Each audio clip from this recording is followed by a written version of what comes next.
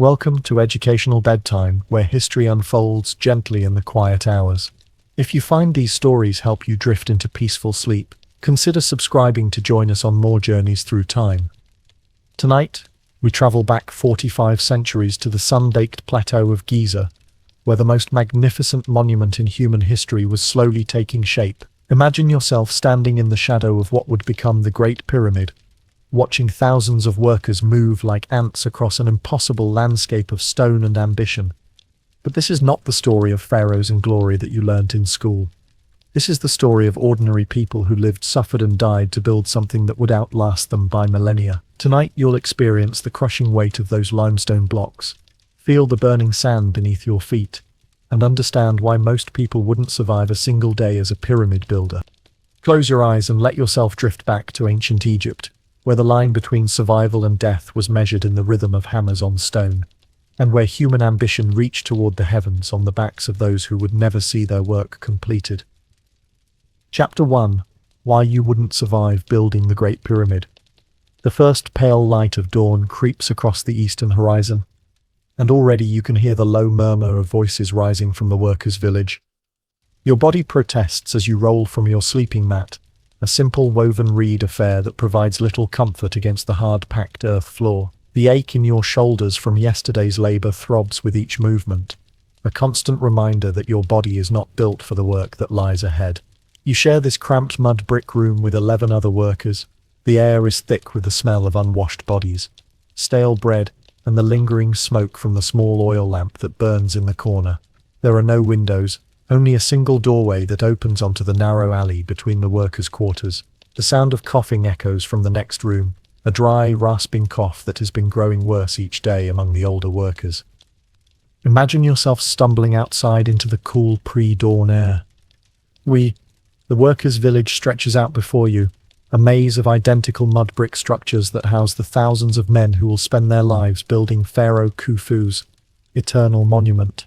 The village is laid out in neat rows, each barracks designed to house exactly 12 workers. There is no privacy here, no solitude, no escape from the constant presence of others who share your fate.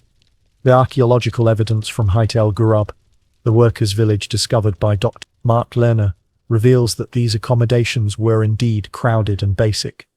The barracks were constructed using the same mud brick techniques employed throughout ancient Egypt, with walls thick enough to provide some insulation against the desert heat, but offering little in the way of comfort. The morning ritual begins the same way every day. You make your way to the communal washing area, where large pottery jars filled with Nile water await. The water is precious. Every drop must be carried from the river, a journey of several miles. The workers responsible for water transport begin their trek in the darkness before dawn, using donkeys and sledges to haul the heavy ceramic vessels across the desert terrain. You splash the tepid water on your face and hands, feeling the grit of yesterday's stone dust wash away in muddy rivulets. Your hands are already rough and scarred from handling rope and stone, your palms thick with calluses that crack and bleed in the dry air. The limestone dust has worked its way into every crevice of your skin, creating a permanent patina that marks you as a pyramid worker. Your fingernails are broken and blackened, your knuckles raw from scraping against rough stone surfaces. The breakfast horn sounds, a long, mournful note that echoes across the workers' village.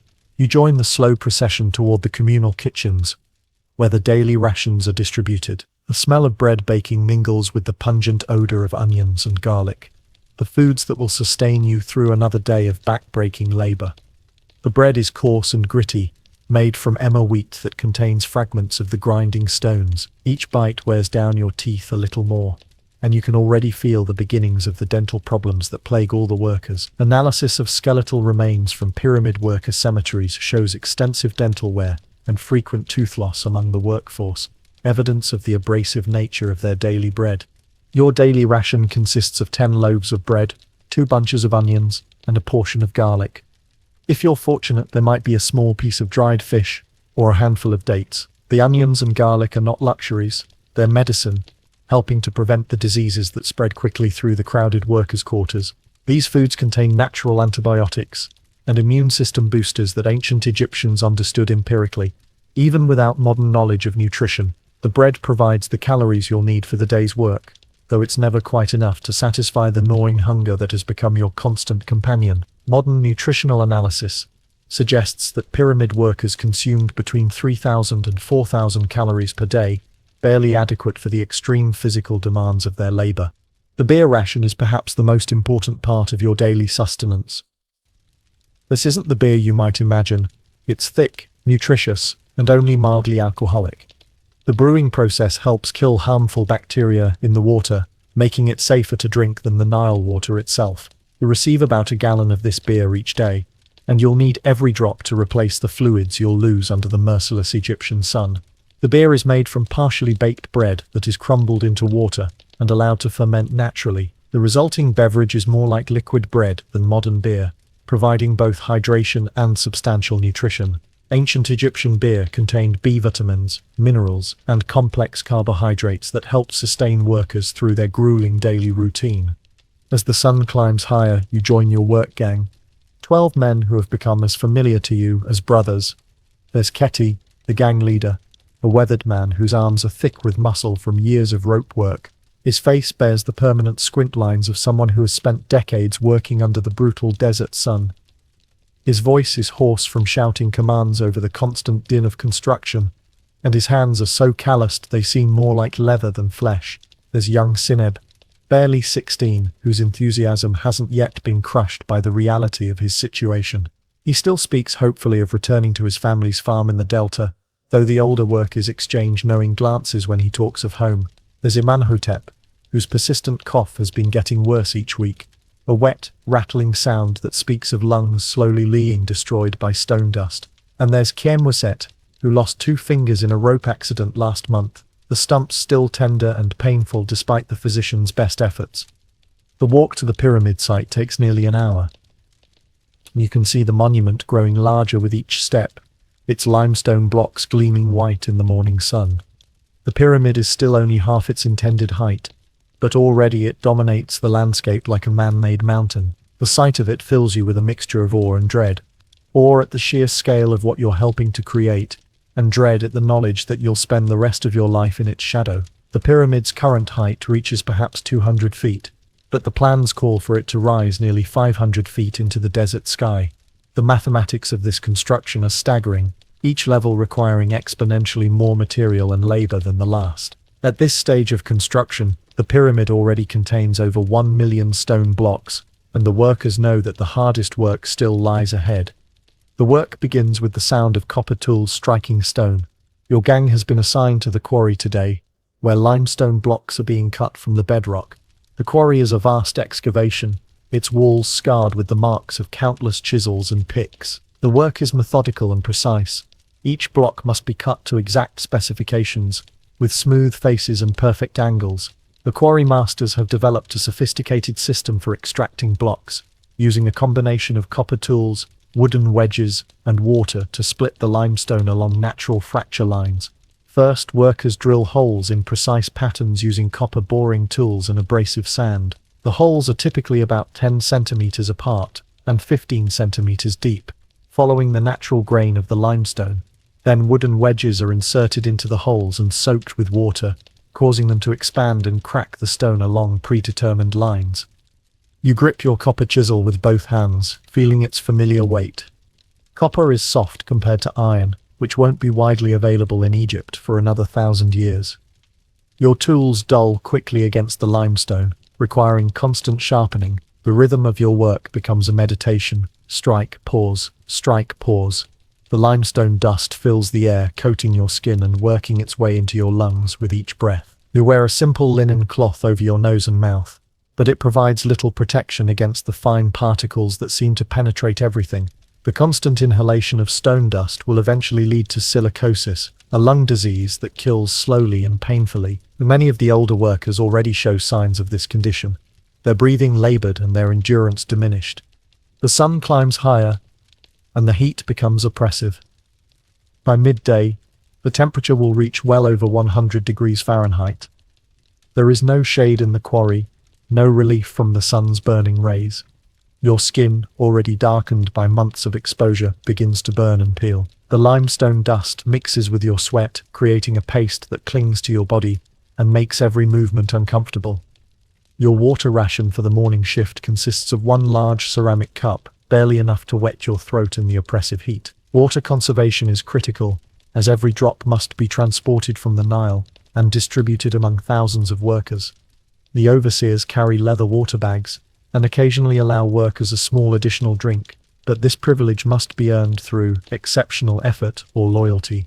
The sound of hammers and chisels creates a constant din that echoes off the quarry walls.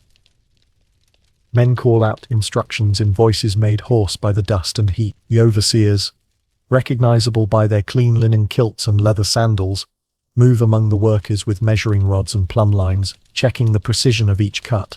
Their presence is a constant reminder that your work is being watched, judged, and recorded. The Egyptian system of quality control was remarkably sophisticated, with trained inspectors checking every block before it was approved for use in the pyramid. Blocks that failed to meet specifications were either recut or rejected entirely, representing wasted labor that could not be afforded in such a massive project. As the morning progresses, accidents begin to happen. The worker's chisel slips, cutting a deep gash in his hand.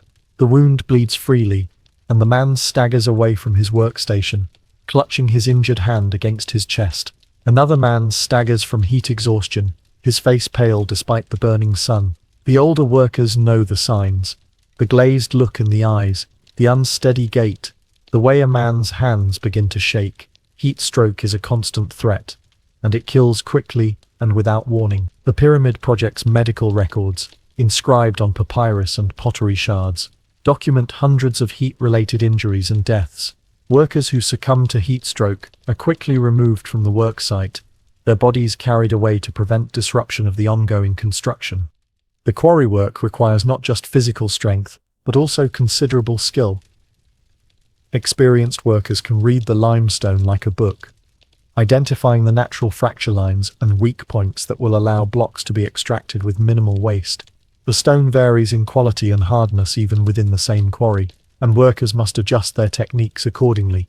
Some areas of limestone are soft and easy to work, while others are hard and resistant to copper tools. The quarry masters assign workers to different areas based on their skill level, with the most experienced men working the difficult sections where precision is critical. Young workers like Seneb are typically assigned to the easier areas, where mistakes are less costly and the learning curve is more forgiving.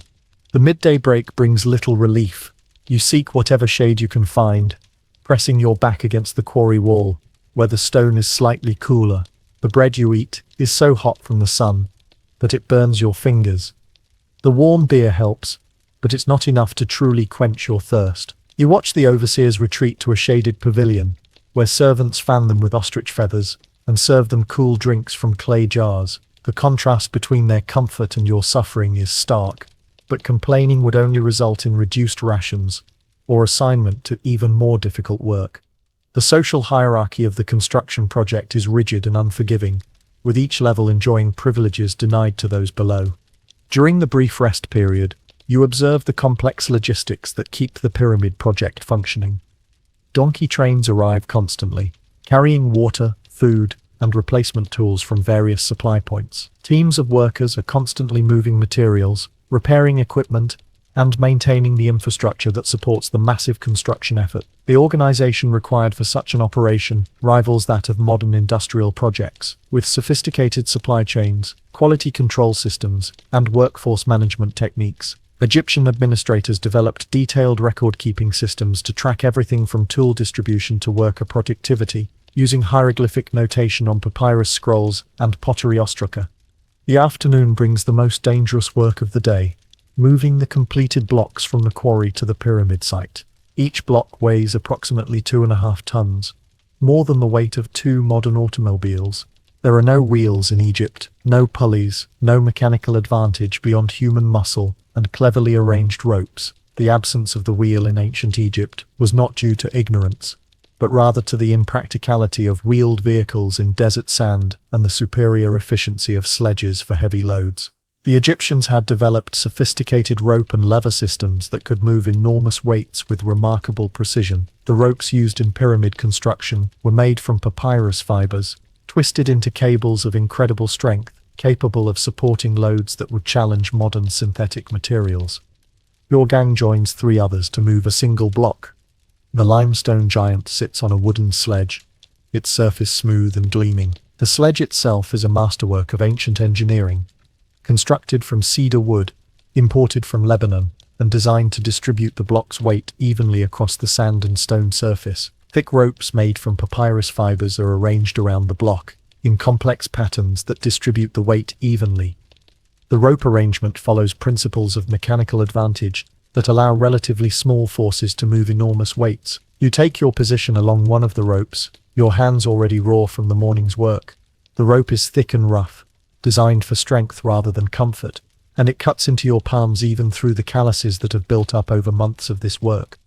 The command comes, heave, and 48 men strain against the ropes. The block doesn't move. The static friction between the wooden sledge and the stone ramp is enormous, requiring an initial force that exceeds the weight of the block itself. Heave, comes the command again, and this time you feel the sledge shift slightly. The friction between the wooden runners and the stone ramp is enormous. Men have been working since dawn to pour water on the ramp, creating a thin layer of mud that will help the sledge slide more easily. This technique, developed through generations of experience, reduces friction by approximately 50%, making the difference between possible and impossible. The water carriers work in shifts throughout the day, constantly maintaining the optimal moisture level on the ramps. Slowly, painfully, the block begins to move. Your feet struggle for purchase on the smooth stone ramp as you lean your entire body weight into the rope. The fiber cuts into your palms, and you can feel the skin beginning to tear. The man beside you grunts with effort, his face red and streaming with sweat. Behind you, someone stumbles and nearly falls, causing the entire line to stagger. The coordination required for this operation is extraordinary, with dozens of men moving in perfect synchronization to maintain steady progress. A single person falling or losing their grip can cause the entire operation to fail, potentially resulting in serious injury or death if the block slides backward out of control. The ramp stretches ahead for what seems like an impossible distance. It rises at a gentle angle, but even this small incline multiplies the effort required to move the massive block. The ramp system used in pyramid construction remains one of the great mysteries of ancient engineering. Archaeological evidence suggests that the Egyptians used a combination of straight ramps, spiral ramps, and internal ramps, depending on the stage of construction and the specific requirements of each block placement. Your breathing becomes labored, your heart pounds in your chest, and your vision begins to blur at the edges. But you cannot stop. If you let go of the rope, the block will slide backward, potentially crushing the men behind you. The fear of causing harm to your fellow workers is as powerful a motivator as the overseer's whips. Step by agonizing step, you drag the block up the ramp. The other gangs move in rhythm, their voices joining in a work song that helps coordinate the effort.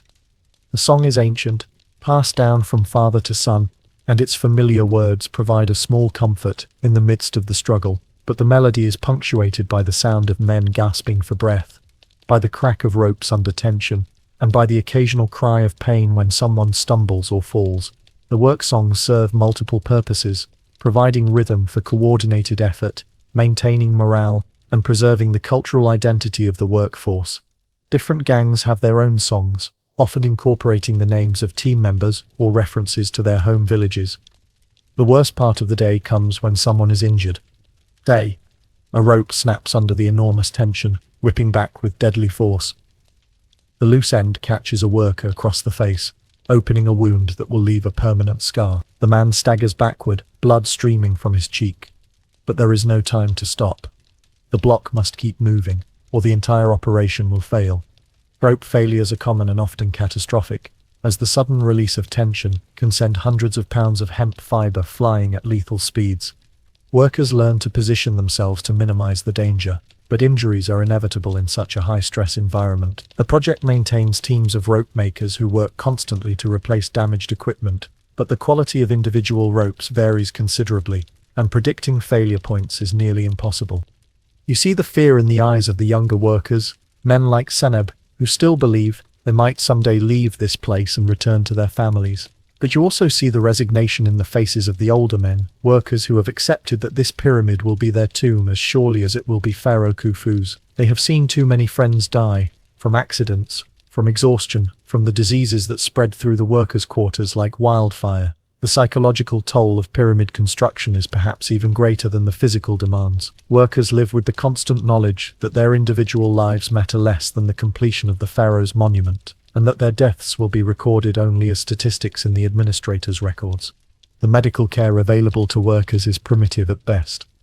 There is a physician assigned to the workers' village, but he has limited supplies and even more limited knowledge. The physician, known as a sunu in ancient Egyptian, was trained in the medical traditions that had been passed down for generations, but his primary responsibility was keeping workers alive long enough to continue their labor rather than providing comprehensive health care. Broken bones are set with wooden splints and linen bandages. Cuts and wounds are cleaned with water and honey, if honey is available. The more serious injuries, crushed limbs, severe burns, internal bleeding, are often fatal. The physician does what he can, but his primary concern is keeping workers alive long enough to continue their labor. Medical papyri from the period describe treatments for common construction injuries, including fractures, lacerations, and eye problems caused by stone dust. As the sun begins its descent toward the western horizon, your body screams for rest. Your hands are torn and bleeding, your back aches from hours of pulling heavy ropes, and your throat is parched despite the beer you've consumed throughout the day.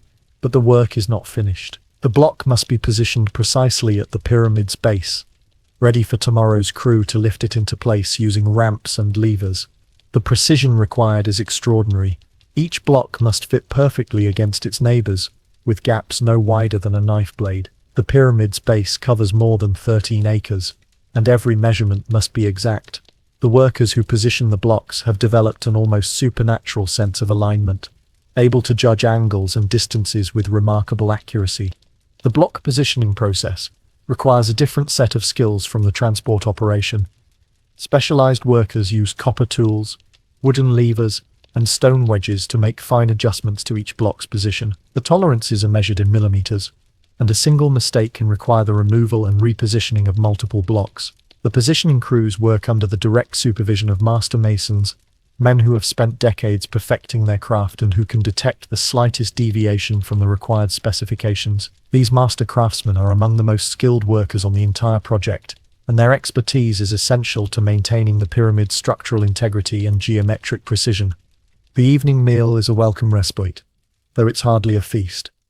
The same bread, onions, and garlic that began your day, supplemented perhaps with a small portion of lentils or barley porridge. You eat quickly, your body desperate for the calories that will help repair the damage done by the day's labor. The beer flows more freely in the evening, helping to dull the pain in your muscles and joints. The communal kitchens prepare different types of food for workers at different skill levels, with the master craftsmen receiving slightly better rations that include occasional meat and more varied vegetables. The cooking methods are simple but effective, using clay ovens and large pottery vessels to prepare food for thousands of workers simultaneously. The workers' village comes alive in the evening hours. Despite the exhaustion, despite the constant threat of injury and death, there is still laughter and conversation. Men share stories of their families, their villages, their dreams of someday returning home. They gamble with dice made from animal bones, play board games scratched into flat stones, and sing songs that remind them of better times. The social life of the workers' village serves as a crucial psychological escape from the grinding routine of pyramid construction. Workers form close bonds with their gang members, creating surrogate family relationships that help them cope with the separation from their real families. These relationships often last for years, with experienced workers taking younger men under their protection and teaching them the skills necessary for survival. But the reality of their situation is never far from their minds. The pyramid will take 20 years to complete, and few of the workers will live to see it finished. The constant physical stress, the poor diet, the exposure to the elements, and the ever-present danger of accidents take their toll. The average life expectancy of a pyramid worker is perhaps 35 years, compared to 45 for the general population. Skeletal analysis of workers' cemeteries reveals evidence of severe arthritis, spinal compression, and muscle attachment injuries that speak to the incredible physical demands of their work. Many workers show signs of chronic malnutrition despite the regular food rations, suggesting that the energy demands of their labor exceeded their caloric intake. The sleeping quarters offer little comfort. Your sleeping mat is thin and lumpy, providing minimal cushioning against the hard floor. The walls retain the heat of the day, making the rooms stifling until well after midnight. The sounds of the village never truly stop. Men coughing, talking in their sleep, rising to relieve themselves in the communal latrines. Privacy is a luxury that doesn't exist in the workers' quarters. The latrines themselves are basic facilities, simple pits covered with wooden seats, emptied periodically by teams of workers assigned to sanitation duty. Disease prevention in such crowded conditions requires constant vigilance, and outbreaks of dysentery and other intestinal ailments are common despite the best efforts of the administrators. As you lie on your mat staring up at the ceiling barely visible in the darkness, you can hear the night sounds of the desert. Jackals howl in the distance, their cries echoing off the pyramid's growing walls. The wind carries the scent of the Nile, a reminder of the green fields and palm groves that seem like a distant memory. Somewhere in the darkness, a man begins to weep quietly, perhaps dreaming of his family, perhaps simply overwhelmed by the knowledge that tomorrow will bring another day of the same brutal labor. The psychological stress of separation from family is compounded by the knowledge that many workers will never see their homes again. Letters written on ostraca, pottery shards used as writing material, reveal the deep homesickness and despair that many workers experienced. The skilled workers fare somewhat better than the common laborers, but even they live lives of constant hardship. The stonemasons who cut and shape the blocks have developed remarkable expertise, able to create perfectly smooth surfaces using only copper tools and abrasive sand, but their work is no less dangerous. A moment's inattention can result in a crushed finger or a badly cut hand. The dust from their work coats their lungs, leading to a slow, painful death from what we would now recognize as silicosis. The master stonemasons are highly respected within the workers' hierarchy, receiving better food, superior accommodations, and higher pay, but they are still bound to the construction project for its duration. Their specialized skills make them too valuable to be allowed to leave, and they know that their expertise condemns them to spend their entire working lives in service to the pyramid. The ramp builders face their own unique challenges. The ramps that allow the workers to move blocks up the pyramid's sides must be constantly maintained and extended as the structure grows taller. The ramps are made from mud, brick, and stone rubble, creating a temporary roadway that spirals around the pyramid. But these ramps are inherently unstable, prone to collapse under the weight of the massive blocks being moved across them. The ramp construction crews work around the clock, constantly reinforcing weak sections and extending the roadways to reach the pyramid's growing height. Then they calculate angles and gradients with mathematical precision, ensuring that the ramps remain passable for the teams hauling multi-ton blocks, while maintaining structural integrity under enormous loads. The night shift brings its own dangers. Work on the pyramid continues around the clock, with teams of workers laboring by the light of oil lamps and torches. The flickering flames create dancing shadows that make it difficult to judge distances and angles. The cool night air is a relief from the day's heat, but it also brings the risk of accidents as tired workers struggle to see clearly in the dim light. Night work is typically assigned to the most experienced crews, men who have developed an almost supernatural ability to work by touch and instinct when visibility is limited. The night shift workers receive additional beer rations to help them stay alert, but fatigue-related accidents are still common during the dark hours. The social structure of the workers' village is rigidly hierarchical. At the bottom are the common laborers, men like yourself who pull ropes and carry tools. Above them are the skilled workers, the stonemasons, carpenters and rope makers, whose expertise is essential to the pyramid's construction. At the top are the overseers and foremen, men who have earned their positions through years of faithful service and demonstrated competence. But even the highest-ranking workers are still prisoners of the pyramid. They may have better food, better quarters, and more respect, but they are still bound to the construction site until the work is completed. The Pharaoh's project takes precedence over all other considerations, including the workers' desires to see their families or return to their homes. The economic reality of pyramid construction is harsh and unforgiving. The workers are paid, but their wages are barely enough to survive. Much of their compensation comes in the form of food rations rather than money, ensuring that they remain dependent on the pyramid project for their survival. A worker who tries to leave forfeits not only his wages but also his means of survival in the harsh desert environment. The payment system is designed to prevent desertion, while providing just enough incentive to maintain productivity. Workers receive small amounts of copper or silver at irregular intervals, typically during religious festivals or upon completion of major construction milestones. These payments are often used to purchase small luxuries like better quality beer, additional clothing or personal items that provide some comfort in their harsh existence. The psychological toll of pyramid construction is perhaps the heaviest burden of all. The workers live with the constant knowledge that they are expendable, that their individual lives matter less than the completion of the pharaoh's tomb. They see friends and fellow workers die, injured or worn down by the relentless labor, and they know that the same fate awaits them. The pyramid grows larger each day, but so does the toll in human suffering. The workers develop coping mechanisms to deal with this psychological stress, including strong bonds with their gang members, participation in religious ceremonies that provide hope for an afterlife, and the shared belief that their suffering serves a greater cosmic purpose. The Egyptian worldview emphasized the importance of Maat, cosmic order and justice, which helped workers rationalize their harsh circumstances as necessary for maintaining universal harmony. The religious beliefs of the workers provide some comfort in their dire circumstances. Most workers believe that their participation in building the pharaoh's tomb will benefit them in the afterlife, earning them a place among the blessed dead who serve the divine king in eternity. The workers' village contains several small temples and shrines where workers can make offerings and pray for protection. The gods most commonly worshipped by the workers include Pa, the creator god and patron of craftsmen, Khufu, the god who shapes humans on his potter's wheel, and Sobek, the crocodile god who provides strength and protection. These religious practices help maintain morale and provide a framework for understanding their suffering as meaningful rather than arbitrary. As you drift towards sleep, your body aching from the day's labor, you can hear the sounds of the pyramid that never truly stop.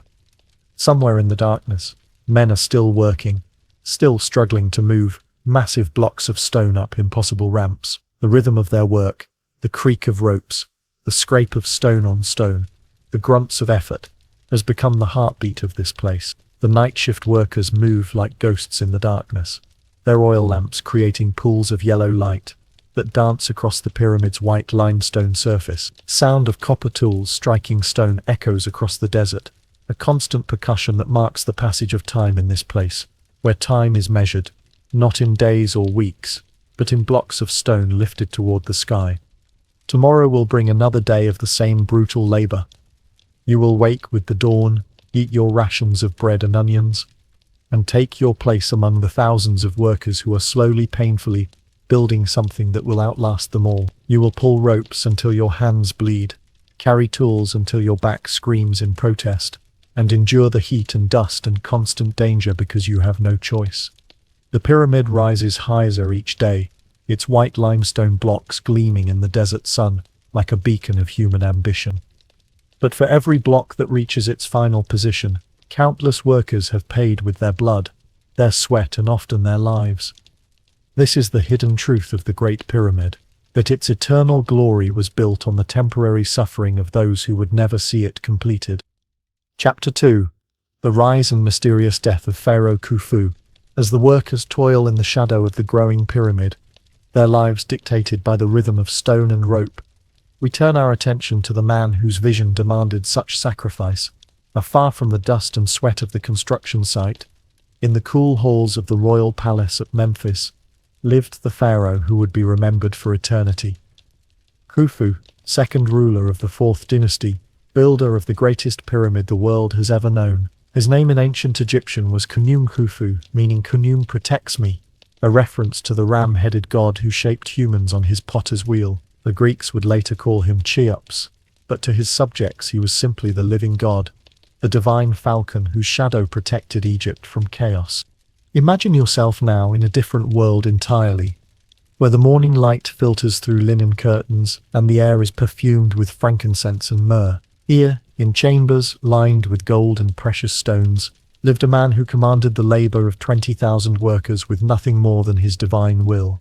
But Khufu's story begins long before the first stone was quarried, in the complex political landscape of ancient Egypt's Old Kingdom. The 4th dynasty represented the pinnacle of Egyptian pyramid building, a time when the pharaoh's divine power was absolute and the kingdom's resources seemed unlimited. The royal annals, inscribed on the Palermo stone, record this period as one of unprecedented prosperity and architectural achievement.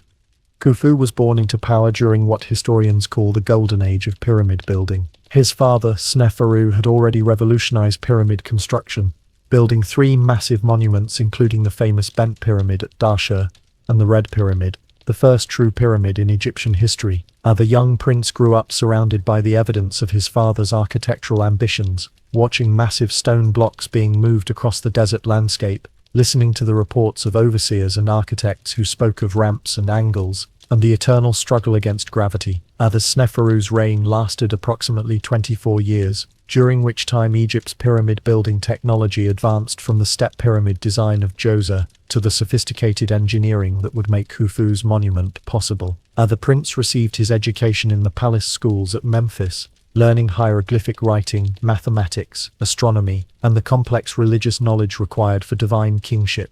The Egypt that Khufu inherited was a land of extraordinary wealth and power. The annual flooding of the Nile brought rich silt to the fields, ensuring abundant harvests that fed not only the population, but also created the surplus necessary for massive construction projects. The inundation typically began in July and lasted until October, leaving behind fertile black soil that the Egyptians called the gift of the Nile. Trade routes stretched across the known world, bringing gold from Nubia, cedar wood from Lebanon, lapis lazuli from Afghanistan, and exotic goods from lands whose names had been lost to history. The pharaoh controlled it all, from the humblest farmer to the highest priest, and this control made possible the construction of monuments that would outlast empires. Egypt's administrative system was remarkably sophisticated, with detailed records kept on papyrus scrolls that tracked everything from grain harvests to gold production in the Nubian mines. When Sneferu died around 2589 BCE, the transition of power to his son was seamless, as befitting a civilization that had perfected the art of divine kingship. Khufu ascended to the throne at perhaps 25 years of age, his mind already filled with visions that would dwarf even his father's achievements. The new pharaoh inherited not only vast wealth and absolute power, but also the accumulated knowledge of generations of builders, architects, and engineers who had been refining the art of pyramid construction for over a century. The royal workshops at Memphis contained the most advanced mathematical and engineering knowledge in the ancient world, preserved in papyrus scrolls and passed down through carefully guarded apprenticeship systems. Khufu also inherited a stable kingdom, with no external threats and no internal rebellion, allowing him to focus entirely on his monumental ambitions. But Khufu was not content to simply continue his father's work. From the earliest days of his reign, he began planning something unprecedented, a pyramid that would not merely surpass all previous monuments, but would render them insignificant by comparison. The Great Pyramid, as it would come to be known, would stand nearly 500 feet tall, its base covering more than 13 acres. It would contain over 2 million stone blocks, each weighing between 2 and 15 tons. It would be a monument to divine kingship, unlike anything the world had ever seen. The decision to build on such a scale required not just royal ambition, but also careful calculation of the kingdom's resources and capabilities. The Khufu's advisors spent months analyzing grain production, population figures, and tribute income to determine whether such a massive project was feasible. The decision to build such a massive structure was not made lightly. Khufu consulted with his advisors, his architects, and his priests, seeking not only their practical advice but also the blessing of the gods. The pyramid was not simply a tomb, it was a machine for transformation, designed to facilitate the pharaoh's journey from earthly ruler to divine being. Every aspect of its construction had religious significance, from the precise alignment with the cardinal directions to the complex internal passages that would guide the pharaoh's soul to the afterlife. The pyramid's orientation was calculated to align with specific stars, particularly the circumpolar stars that never set, symbolizing the pharaoh's eternal existence. The internal chambers were designed according to religious texts that described the pharaoh's journey through the Duat, the Egyptian underworld, and his eventual rebirth as a star in the imperishable heavens. The planning phase alone took several years. Teams of surveyors scoured the Giza Plateau, seeking the perfect location for the monument. They needed solid bedrock that could support the enormous weight, proximity to the Nile for transportation of materials, the proper astronomical alignment for the pharaoh's spiritual journey. The site they chose was a limestone plateau on the west bank of the Nile, where the desert met the fertile fields, symbolically positioned between the world of the living and the realm of the dead. The Giza Plateau offered several advantages. including high-quality limestone bedrock, natural harbors along the Nile for unloading building materials, and clear sightlines to the stars required for astronomical observations. The surveyors used sophisticated techniques to ensure the site was perfectly level, employing water-filled trenches and plumb lines to achieve the extraordinary precision that characterizes the pyramid's foundation. Khufu's architects were master mathematicians and engineers, whose names have largely been lost to history. The chief architect may have been Hemunu, Khufu's nephew, whose tomb near the Great Pyramid suggests his important role in the project. They calculated angles and stresses, designed ramps and lifting systems, and solved engineering problems that would challenge modern builders. The Great Pyramid's base is leveled to within just 2.1 centimeters, an achievement that required not only precise surveying, but also the ability to move and position massive blocks with extraordinary accuracy. The monument's sides are aligned to the cardinal directions within 3/60th of a degree, more accurate than many modern buildings. The architects achieved this precision using astronomical observations, particularly the movement of circumpolar stars, and sophisticated measuring instruments including the Merkit, a sighting tool that could determine true north with remarkable accuracy. The pharaoh's daily routine during the construction years revolved around the pyramid project. Each morning, after the elaborate rituals that marked the sunrise and renewed his divine power, Khufu would receive reports from his overseers. How many blocks had been quarried? How much progress had been made on the internal passages? Were the workers healthy and productive? The pharaoh's attention to detail was legendary.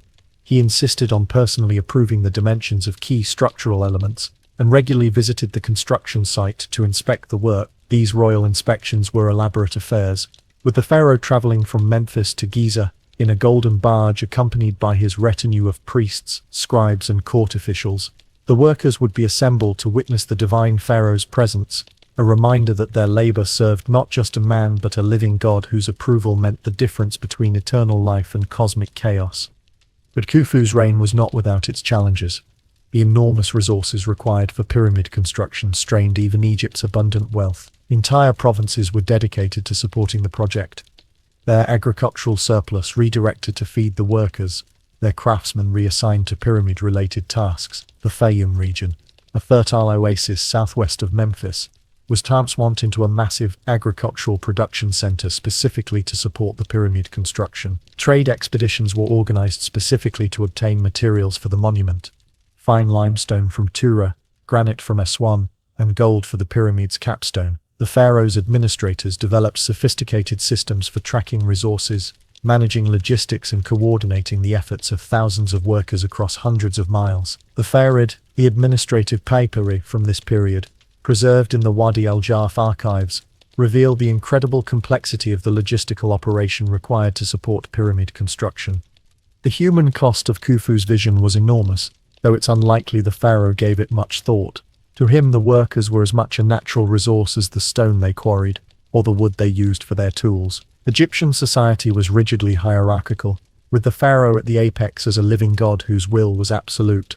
The suffering of individual workers was irrelevant, compared to the successful completion of the divine monument that would ensure the pharaoh's eternal life, and, by extension, the continued prosperity of Egypt itself. The pharaoh's worldview was shaped by religious beliefs that emphasized cosmic order, Ma'at, over individual human concerns. In this framework, the workers' sacrifice was not tragic, but necessary, a contribution to the maintenance of universal harmony that benefited all of creation. Contemporary accounts of Khufu's personality are scarce, and often contradictory. Greek historian Herodotus, writing more than 2,000 years after Khufu's death, portrayed him as a tyrant who forced his own daughter into prostitution to fund his pyramid. But this account is almost certainly false, based on garbled legends and Greek prejudices against Egyptian culture.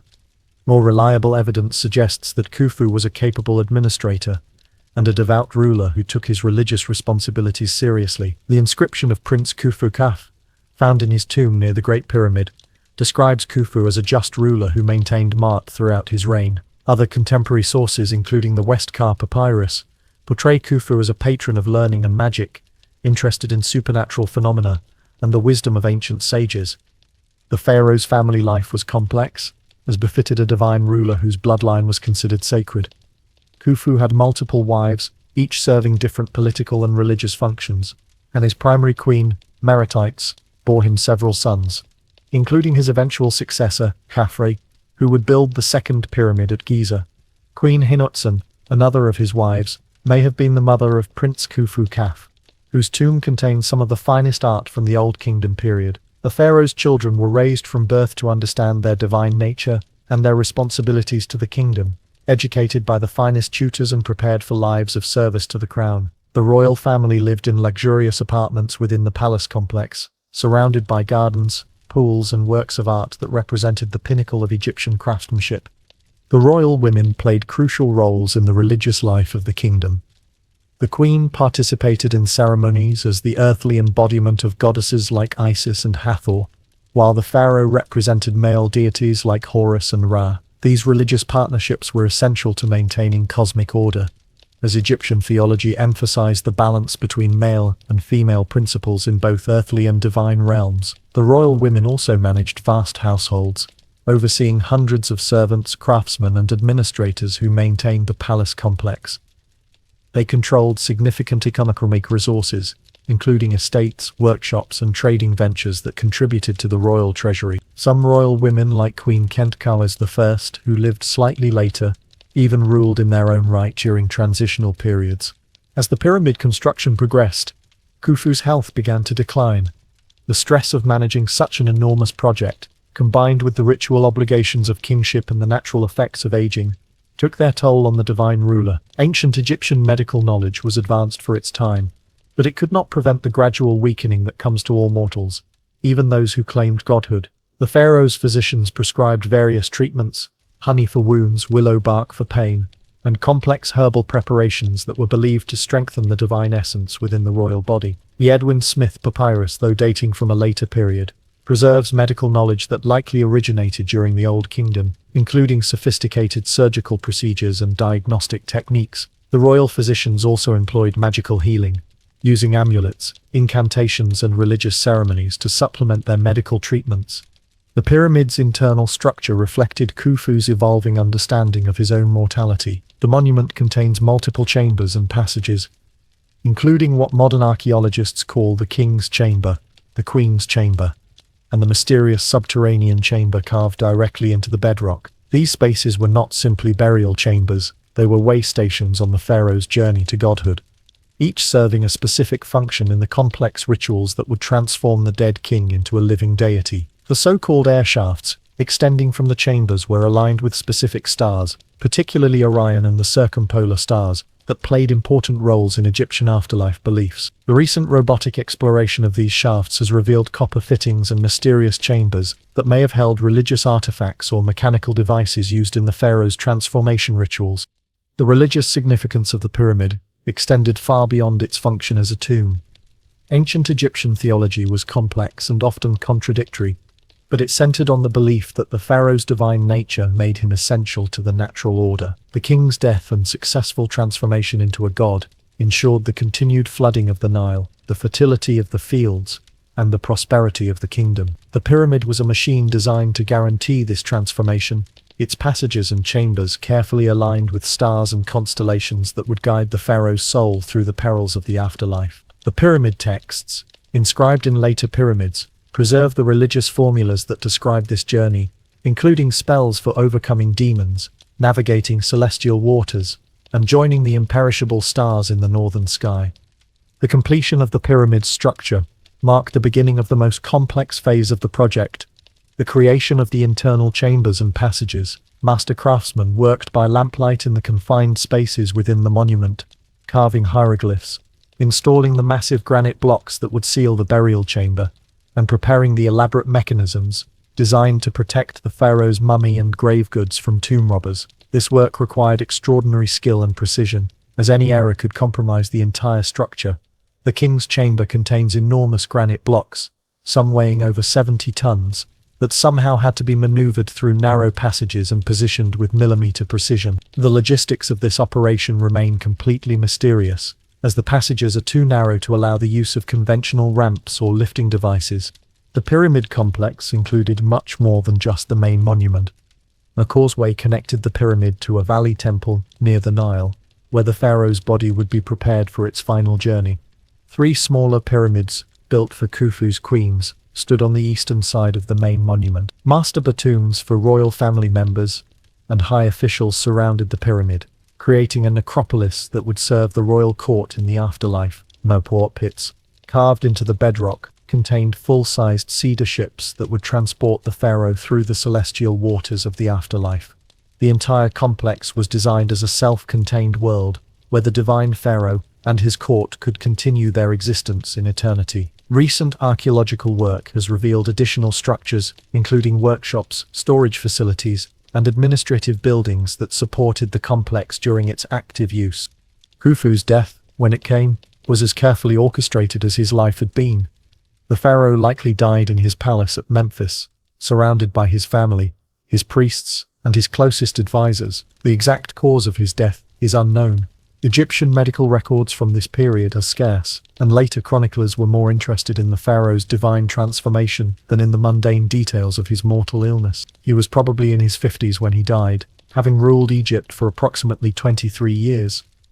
The king's death would have been kept secret initially, while preparations for his transformation into a god were completed. The royal mortuary cult had procedures for maintaining the illusion that the pharaoh was still alive during the 70-day mummification process, ensuring continuity of government during this critical transition period.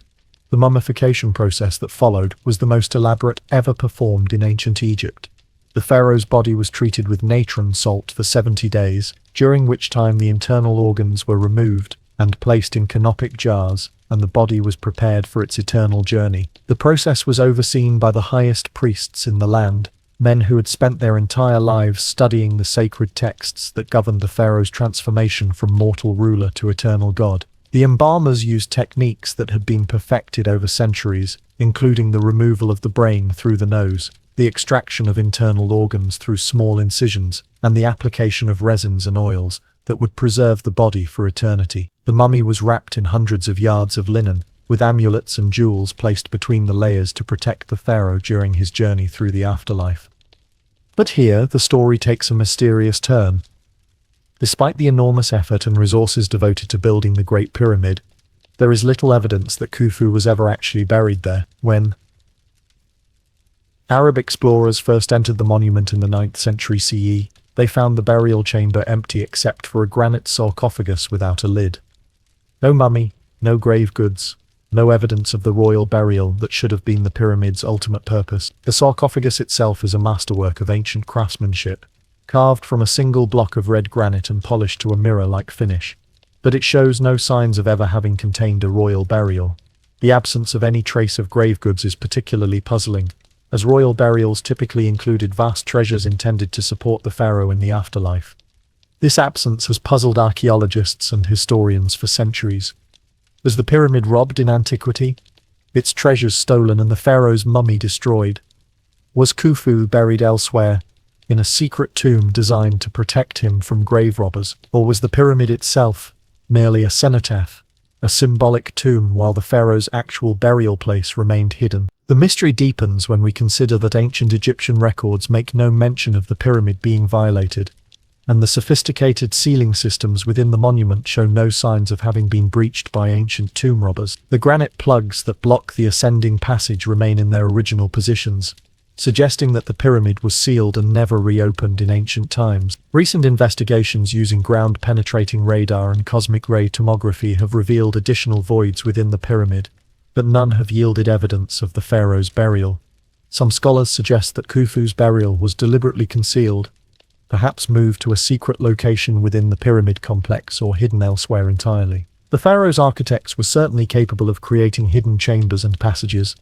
Recent investigations using advanced technology have revealed previously unknown voids within the Great Pyramid, suggesting that its internal structure is more complex than previously imagined. The Scan Pyramids project, using cosmic ray meteorography, has detected a large void above the Grand Gallery that appears to be intentional but whose purpose remains unknown. This discovery, announced in 2017, suggests that the pyramid may contain additional chambers that have never been explored. Some researchers speculate that Khufu's actual burial chamber may be located in one of these hidden spaces, protected by the pyramid's massive structure and sophisticated security systems. The mystery of Khufu's burial reflects a larger puzzle about the pharaoh himself. Despite commanding the construction of the most famous monument in human history, Khufu remains a shadowy figure in the historical record. His name appears on only a handful of inscriptions. His achievements are mentioned briefly in later king lists, and his personality remains largely unknown. It's as if the man himself was deliberately obscured by the monument he created, his individual identity subsumed into the eternal symbol of his divine kingship. The few contemporary references to Khufu are found in the tombs of his officials and family members, who described him in the formal language required by royal protocol. These inscriptions emphasize his divine nature and his role in maintaining cosmic order, but they reveal little about his personal character or individual achievements. The workers who built Khufu's pyramid would have known little about the man whose tomb demanded their lives. To them, he was a distant, godlike figure whose will was transmitted through layers of overseers and administrators. They might catch glimpses of the royal barge as it sailed past their construction site, or see the pharaoh's entourage visiting the pyramid complex, but the divine ruler remained as remote and untouchable as the stars that guided his monument's construction. The workers' understanding of their pharaoh was shaped by religious ideology that emphasized his divine nature rather than his human personality. They believed that their labor served not just a man, but a god whose successful transformation into an eternal deity would benefit all of Egypt. This belief system helped maintain worker morale and provided religious justification for the enormous human cost of pyramid construction. Yet in a strange way, Khufu achieved the immortality he sought. While his mummy may be lost and his burial place unknown, his name lives on in the monument that bears it. The Great Pyramid has survived earthquakes, wars, and the rise and fall of countless civilizations. It has been a tomb, a fortress, a quarry, and a tourist attraction. But through all these transformations, it has remained a testament to one man's vision of eternal glory. The pyramid's endurance has made Khufu one of the most famous names in human history, recognized by people who know nothing else about ancient Egypt. His monument has inspired countless works of art, literature, and scholarship, ensuring that his memory will persist as long as human civilization endures. The pharaoh's success in achieving immortality came at an enormous cost, not only in the lives of the workers who died building his monument, but in the resources of an entire civilization devoted to a single man's obsession with defeating death. The Great Pyramid represents both the pinnacle of human achievement and a monument to the terrible price of absolute power. The modern estimates suggest that the pyramid's construction consumed approximately 10% of Egypt's gross domestic product for 2 decades, a level of resource allocation that would be impossible in any modern democracy. The project required the coordinated effort of tens of thousands of workers, the development of new technologies and techniques, and the creation of logistical systems that rivaled those of modern industrial projects. Khufu got his eternity, but it was built on the temporary suffering of thousands who would never share in his divine transformation.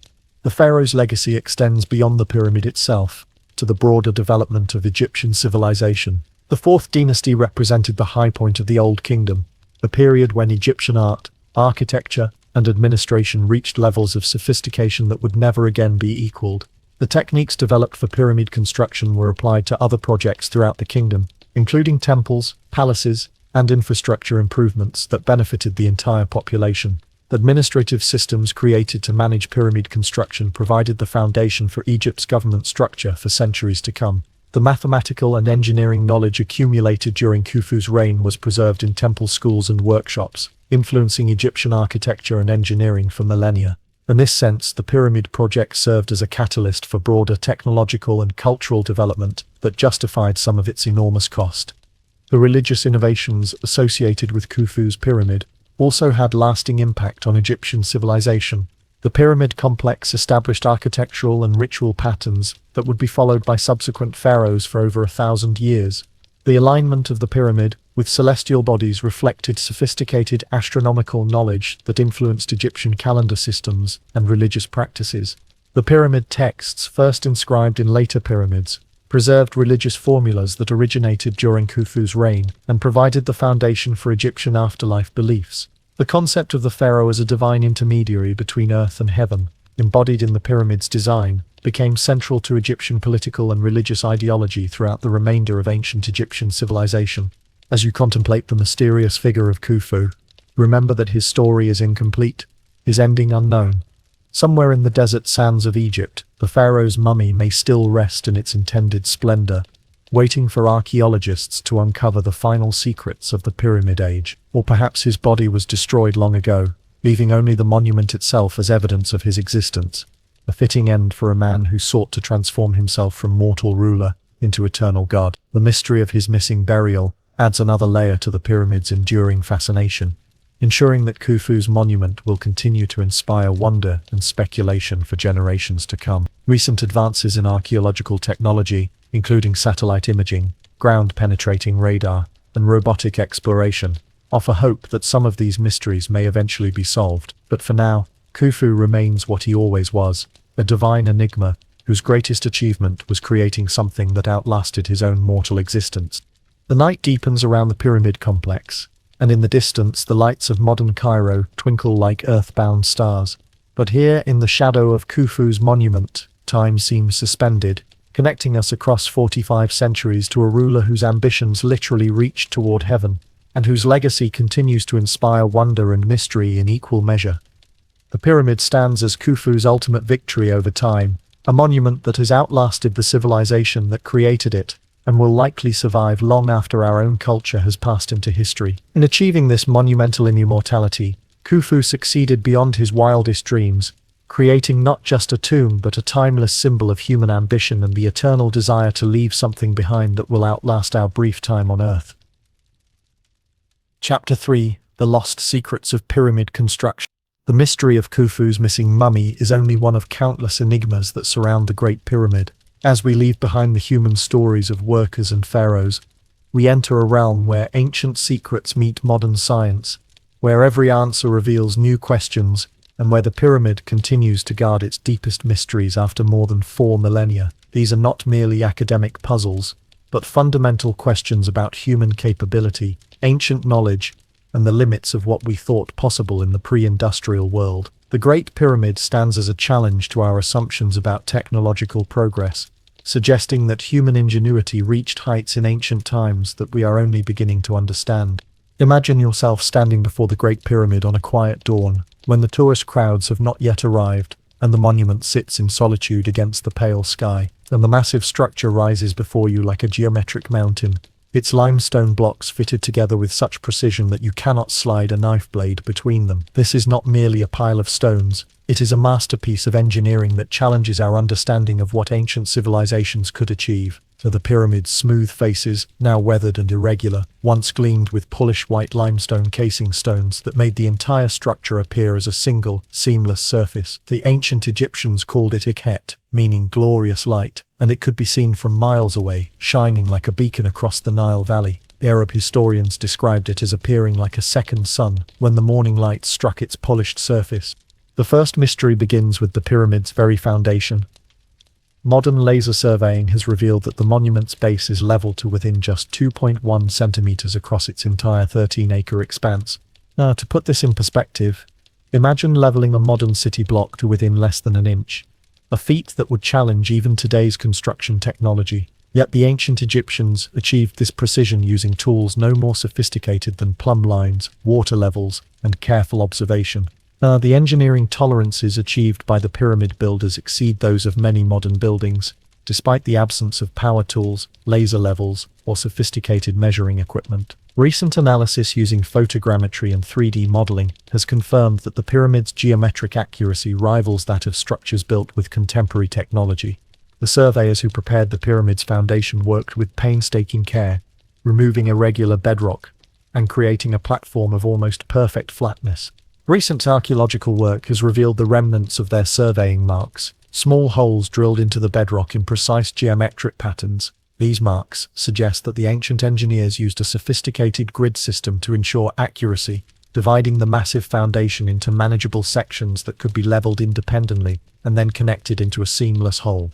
The grid system employed standardized units of measurement, most likely the royal cubit of approximately 52.5 centimeters, which appears consistently throughout the pyramid's dimensions. The foundation preparation required the removal of approximately 8.5 million cubic feet of limestone bedrock, a massive excavation project that preceded the actual pyramid construction. The precision of this excavation work is remarkable, with the foundation platform varying by less than 2 centimeters across its entire surface. But the precision of the foundation is only the beginning of the pyramid's mathematical mysteries. The monument's four sides are aligned to the cardinal directions with extraordinary accuracy. The eastern side deviates from true north by only 5 minutes and 30 seconds of arc. This level of precision requires not only sophisticated surveying techniques, but also a deep understanding of astronomy and the movement of celestial bodies. The ancient Egyptians achieved this alignment by observing the stars, particularly the circumpolar stars that never set below the horizon. They're using a device called a merket, a sighting tool made from a palm rib with a plumb line. They could track the movement of specific stars and determine true north with remarkable accuracy. But this process required months of careful observation and calculation, suggesting that the pyramid's construction began long before the first stone was quarried. The astronomical observations necessary for such precision would have required a team of priest astronomers working for an entire year to establish the correct orientation. The ancient Egyptian understanding of astronomy was far more sophisticated than previously believed. Recent studies of the pyramid's alignment have revealed that it was oriented not to the current North Pole, but to the position of true north at the time of its construction, accounting for the slow wobble of Earth's axis known as precession. This suggests that the pyramid builders understood the precession of the equinoxes, a phenomenon that was not rediscovered by Western astronomy until the work of Hipparchus in the 2nd century BC. The precision of the pyramid's astronomical alignment implies knowledge of mathematical concepts and observational techniques that were supposedly unknown to ancient civilizations. The pyramid's sides are not only aligned to the cardinal directions, but also oriented to specific stars that played important roles in Egyptian religious cosmology. The northern shafts from the king's chamber point toward the circumpolar stars, while the southern shafts align with Orion, the constellation associated with Osiris. The internal structure of the Great Pyramid presents even greater mysteries.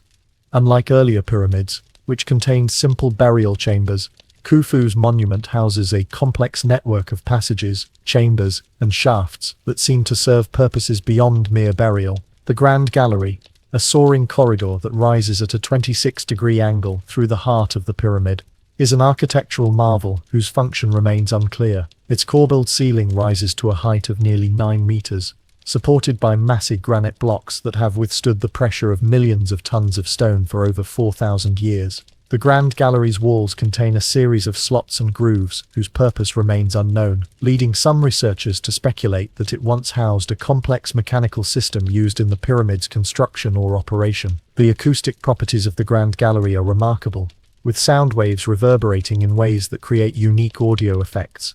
Some researchers believe the chamber was designed as a resonating cavity that could amplify specific frequencies used in religious ceremonies. Recent investigations using cosmic ray imaging, a technique that detects subatomic particles as they pass through matter, have revealed previously unknown voids within the pyramid. In 2017, scientists announced the discovery of a large cavity above the Grand Gallery, roughly the size of a passenger airliner. This void appears to be intentional, but its purpose remains completely unknown. Is it a hidden chamber containing treasures, or religious artifact? Is it a structural feature designed to relieve pressure on the passages below, or does it serve some other function that we cannot yet comprehend? The cosmic ray tomography technique, developed by particle physicists, works by detecting muons, high-energy particles created when cosmic rays strike the Earth's atmosphere. Different materials absorb muons at different rates, allowing scientists to create three-dimensional images of the pyramid's internal structure without invasive exploration. This technology has revealed that the pyramid's internal geometry is far more complex than previously imagined, with additional voids and chambers that may never have been explored. The so-called air shafts that extend from the king's and queen's chambers present another puzzle. These narrow passages, only about 20 centimeters square, were long thought to provide ventilation for the burial chambers. But recent robotic exploration has revealed that these shafts are far more complex than simple air ducts. They change direction, contain mysterious copper fittings, and in some cases appear to lead to hidden chambers or dead ends. Some researchers suggest that these shafts have astronomical significance, aligned with specific stars that played important roles in ancient Egyptian religion. The Zahi Hawass expeditions using robotic crawlers have discovered copper handles and stone blocks that appear to seal additional chambers beyond the known passages. The Queen's chamber shafts, which do not extend to the pyramid's exterior, may have been designed to facilitate the pharaoh's spiritual journey rather than provide physical ventilation. The copper fittings found in these shafts are unique in Egyptian architecture, suggesting they served specialized functions that we do not yet understand. The transportation and lifting of the pyramid's massive stone blocks represents perhaps the greatest engineering mystery of all. The monument contains over 2.3 million individual blocks, ranging in weight from 2.5 tons for the smaller limestone blocks to over 70 tons for the granite slabs in the king's chamber. These massive stones were quarried at sites hundreds of miles away, transported to Giza, and then lifted to heights of nearly 50 meters using technology that remains poorly understood. The logistics of moving such massive weights boggle the modern mind. Consider a single granite block weighing 70 tons, equivalent to the weight of about 60 modern automobiles. This block had to be quarried in Aswan, 800 kilometers south of Giza, loaded onto a barge, floated down the Nile during the annual flood season, unloaded at a harbor near the pyramid site, and then somehow moved across several kilometers of desert to its final position high within the monument. Every step of this process required techniques and technologies that have been lost to history. The Wadi al-Jaf papyri, discovered in 2013, provide contemporary accounts of these transportation operations, describing the movement of limestone blocks from Tura to Giza using boats and specialized harbor facilities. The ramp systems used to move blocks up the pyramid's sides are particularly mysterious. No complete ramp has survived from the Pyramid Age, leaving archaeologists to speculate about their design and construction. The most popular theory suggests a straight ramp extending from the pyramid at a gentle angle, but calculations show that such a ramp would require more material than the pyramid itself, and would extend for over a mile into the desert. Alternative theories propose spiral ramps that wound around the pyramid's exterior, or internal ramps that allowed blocks to be lifted through passages within the monument itself. Recent archaeological work has provided tantalizing clues about the ramp systems. In 2017, researchers working at the Bent Pyramid discovered the remains of what appears to be an internal ramp system, with blocks arranged in a spiral pattern within the monument structure. This discovery suggests that the ancient Egyptians may have used a combination of external and internal ramps, allowing them to lift massive blocks to great heights without requiring impossibly long earthen ramps. The internal ramp theory would explain how the heaviest granite blocks were positioned in the king's chamber, as external ramps alone could not have supported such massive weights at such heights. The tools used in pyramid construction present their own mysteries. The ancient Egyptians worked primarily with copper tools, chisels, saws, and picks that were far softer than the iron implements that would become common 1,000 years later. Yet somehow these relatively soft tools were used to cut and shape granite blocks with extraordinary precision. Experiments by modern researchers have shown that copper tools can indeed cut granite, but only with the aid of abrasive sand and enormous amounts of time and efforts. The experimental archaeology conducted by Dinny Stocks and others has demonstrated that copper saws, when used with quartz sand as an abrasive, can cut through granite at rates of about 1 square centimeter per hour.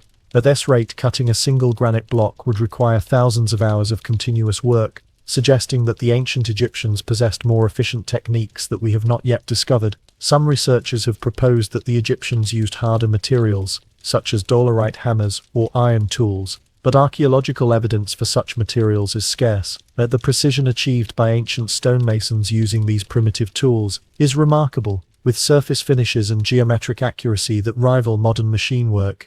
The precision achieved by ancient stonemasons using these primitive tools is remarkable. The granite sarcophagus in the king's chamber, for example, is cut from a single block of red granite and polished to an almost mirror-like finish. The corners are perfect right angles, the walls are uniformly thick, and the surface shows no tool marks. Modern attempts to replicate this level of precision using copper tools have been only partially successful, suggesting that the ancient craftsmen possessed techniques that have been lost to time. The sarcophagus dimensions are based on sophisticated mathematical relationships, with proportions that incorporate the golden ratio and other advanced geometric concepts. Recent analysis using coordinate measuring machines has revealed that the sarcophagus was manufactured to tolerances of less than 1 millimeter, a level of precision that exceeds many modern industrial products. The interior volume of the sarcophagus corresponds exactly to specific Egyptian units of measurement, suggesting that it was designed according to precise mathematical specifications rather than arbitrary dimensions. The acoustic properties of the Great Pyramid have recently become a subject of intense scientific interest.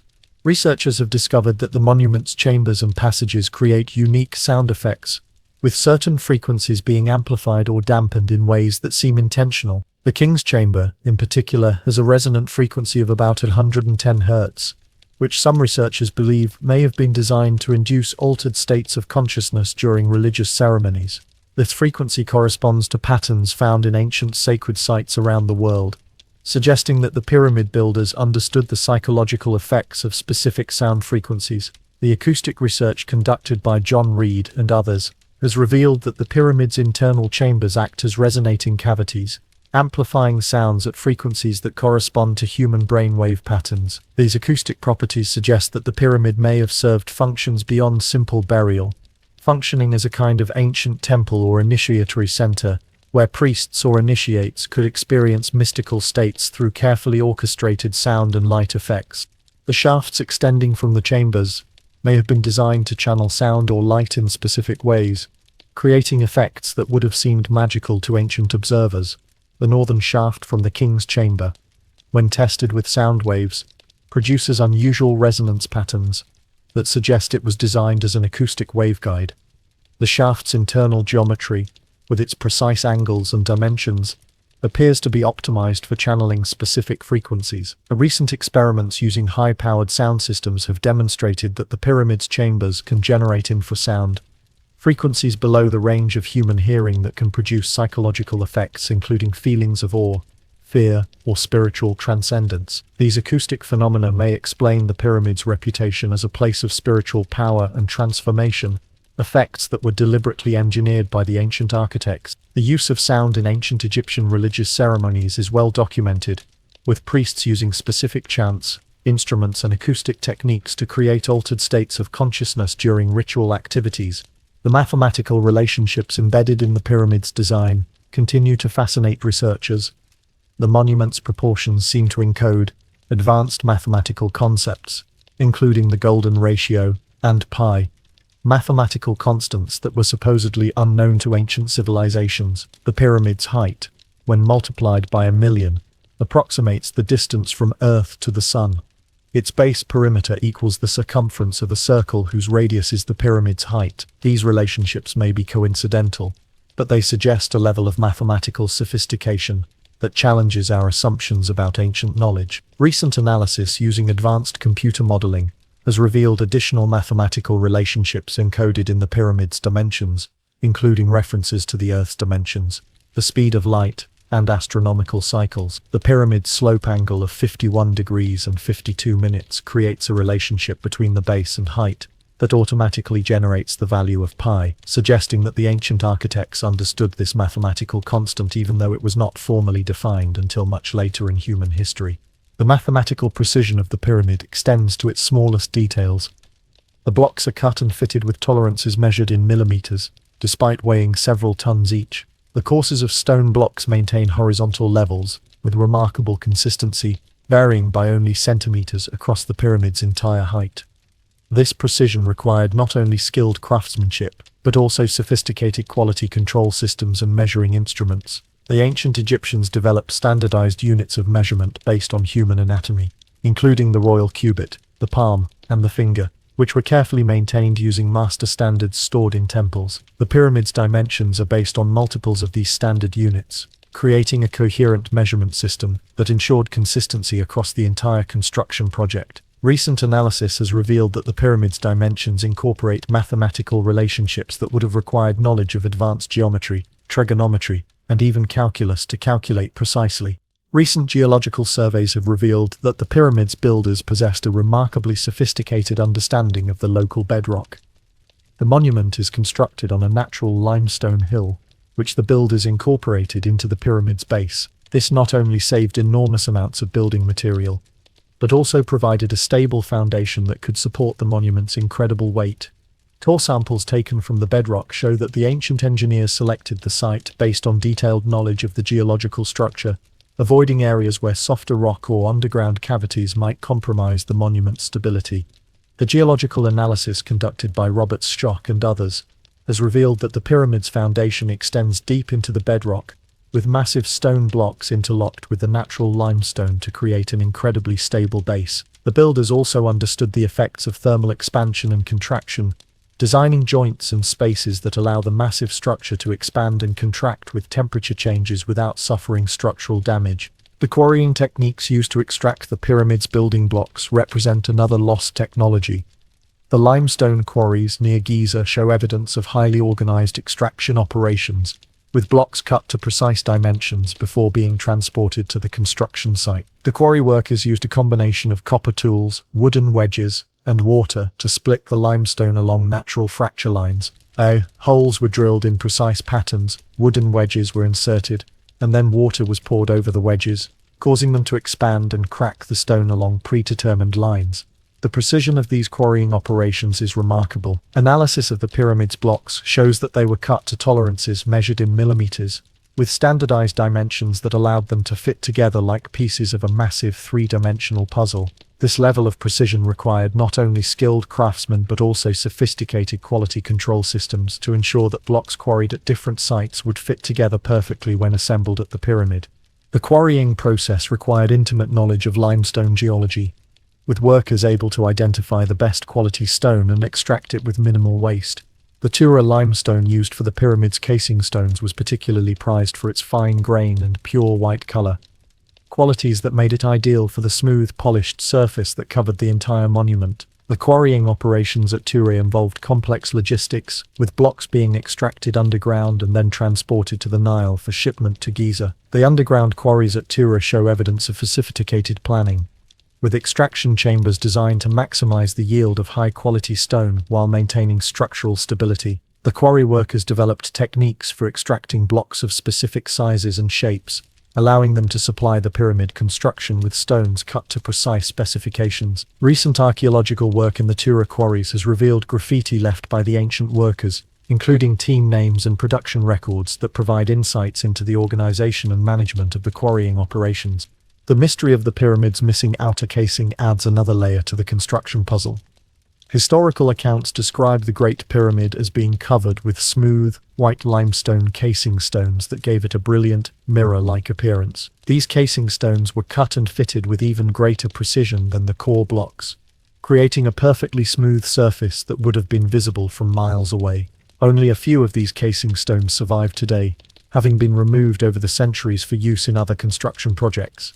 The surviving casing stones show evidence of techniques that remain poorly understood. The joints between stones are so tight that they appear to have been fused together, yet there is no evidence of mortar or other binding agents. Some researchers have suggested that the ancient Egyptians used a form of geopolymer concrete, a technique that would create artificial stone indistinguishable from natural limestone. This theory remains controversial, but chemical analysis of some pyramid blocks has revealed unusual mineral compositions that differ from natural limestone. The geopolymer theory proposed by Joseph Davidovits suggests that the pyramid blocks were cast in place using a form of ancient concrete, which would explain their precise fit and the absence of tool marks on many surfaces. The casing stones were not simply decorative, they served important structural and functional purposes. The smooth surface created by the casing stones helped distribute the pyramid's weight evenly, preventing stress concentrations that could lead to structural failure. The casing also protected the core masonry from weathering and erosion, preserving the pyramid's structural integrity for millennia. The reflective properties of the polished limestone casing may have served astronomical purposes, creating a beacon that could be seen from great distances and used for navigation or ceremonial purposes. Ancient accounts describe the pyramid as being visible from the Mediterranean Sea, more than 100 kilometers away, when the sun struck its polished surface. The removal of the casing stones in medieval times not only changed the pyramid's appearance but also exposed the core masonry to weathering and erosion that has continued for over 1,000 years. Recent efforts to understand the casing stone system have used computer modeling to recreate the pyramid's original appearance, revealing a structure of breathtaking beauty and geometric perfection. The construction timeline itself presents a logistical puzzle of enormous proportions. If the pyramid was indeed completed in 20 years, as ancient sources suggest, then workers would have had to quarry, transport, and position an average of 315 blocks per day, working every day, including holidays. This rate of construction seems almost impossible given the technology available, yet the archaeological evidence suggests that it was indeed achieved. Recent analysis of tool marks and construction sequences has revealed that the pyramid builders used highly efficient assembly line techniques. Their different teams specialized in specific tasks: quarrying, transportation, lifting and positioning, with each team working simultaneously on different parts of the project. The coordination required for such an operation would have demanded sophisticated project management techniques that rival those used in modern construction. The ancient Egyptians developed detailed planning systems using papyrus scrolls to track progress, resource allocation, and workforce management across the entire construction project. The seasonal nature of pyramid construction added additional complexity to the project management challenges.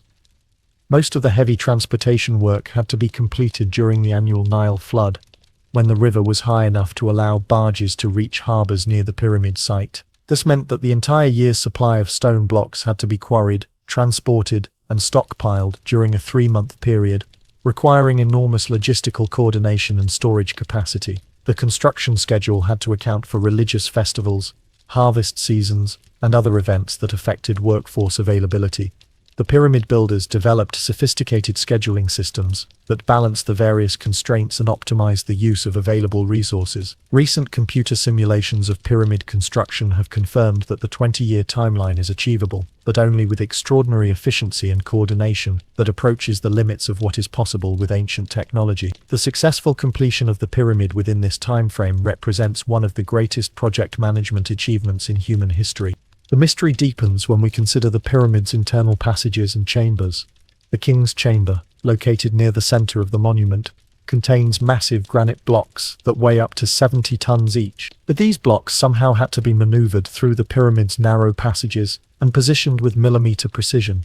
The logistics of this operation remain completely mysterious, as the passages are too narrow to allow the use of ramps or large lifting devices. The granite blocks in the king's chamber show no signs of damage from transportation or installation, suggesting that the ancient engineers had techniques for moving and positioning massive weights with extraordinary precision. Some researchers have proposed that the internal chambers were built as the pyramid rose, with the massive granite blocks being positioned from above before the upper levels were completed. Others suggest that the chambers were constructed using temporary openings that were later sealed and concealed. Recent investigations using ground-penetrating radar and other non-invasive techniques continue to reveal new details about the pyramid's internal structure, but many questions remain unanswered.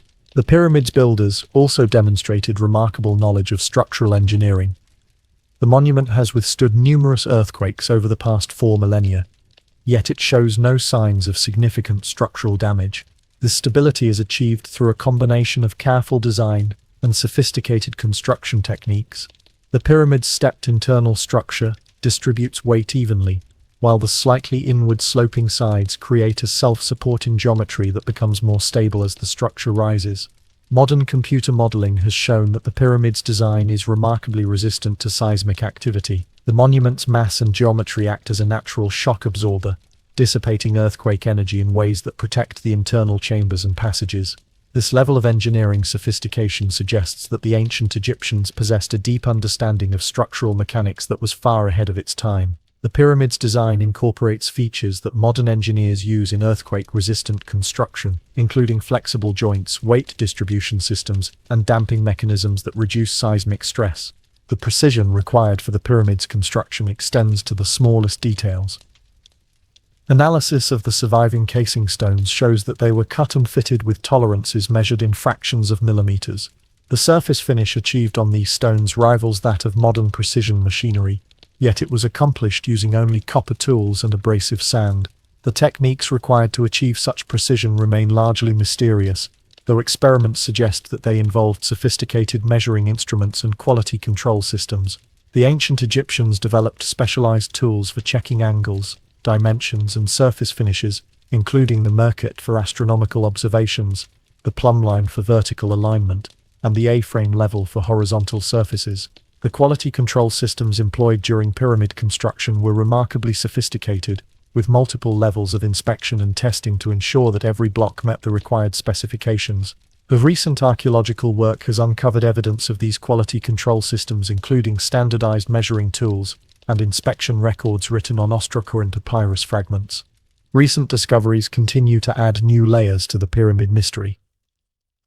Archaeological work in the surrounding complex has revealed evidence of sophisticated harbor systems, workers' villages, and administrative centers that supported the massive construction project. These discoveries paint a picture of an incredibly complex and well-organized operation that stretched across much of ancient Egypt and involved resources from throughout the known world. The harbor complex at Giza, recently discovered through remote sensing and excavation, was capable of handling the enormous barges required to transport multi-ton stone blocks from quarries hundreds of kilometers away. The administrative papyri found at Wadi al-Jarf provide detailed accounts of these transportation operations, including crew rosters, supply inventories, and progress reports that reveal the incredible complexity of the logistical systems supporting pyramid construction. These documents, dating to the reign of Khufu, provide contemporary accounts of pyramid construction that confirm many aspects of the archaeological evidence, while raising new questions about ancient Egyptian organizational capabilities. The technological innovations developed for pyramid construction had lasting impact on Egyptian civilization and influenced engineering practices throughout the ancient world. The mathematical techniques used to design the pyramid were preserved in temple schools and passed down through generations of architects and engineers. The construction methods developed for moving and positioning massive stone blocks were adapted for other monumental projects throughout Egyptian history. That the organizational systems created to manage the pyramid workforce provided models for large-scale construction projects in other ancient civilizations. The recent studies of Roman and Greek construction techniques have identified clear influences from Egyptian engineering practices, suggesting that knowledge gained during the Pyramid Age continued to influence architectural development for millennia. The pyramid's legacy extends beyond Egypt to influence construction techniques throughout the Mediterranean world and beyond. As we contemplate these enduring mysteries, we must remember that the Great Pyramid represents only one example of ancient Egyptian engineering prowess. The country contains dozens of pyramids, each presenting its own construction puzzles and technological innovations. The knowledge and techniques required to build these monuments were accumulated over centuries, and then, mysteriously, largely forgotten. The later pyramids of ancient Egypt show a marked decline in construction quality and engineering sophistication, suggesting that the secrets of pyramid building were closely guarded and perhaps deliberately concealed. The transition from the Old Kingdom to the Middle Kingdom marked a significant decline in monumental construction capabilities, with later pharaohs unable to match the technical achievements of their predecessors. This suggests that the knowledge required for pyramid construction was not widely distributed, but concentrated among a small group of master builders whose secrets died with them. The mystery of how the pyramids were built remains one of archaeology's greatest puzzles. Each new discovery and technological advancement reveals new details about ancient Egyptian capabilities, but the complete picture remains tantalizingly out of reach. Perhaps this is as it should be. The pyramids were designed to inspire awe and wonder, and they continue to fulfill that purpose after more than 4,000 years.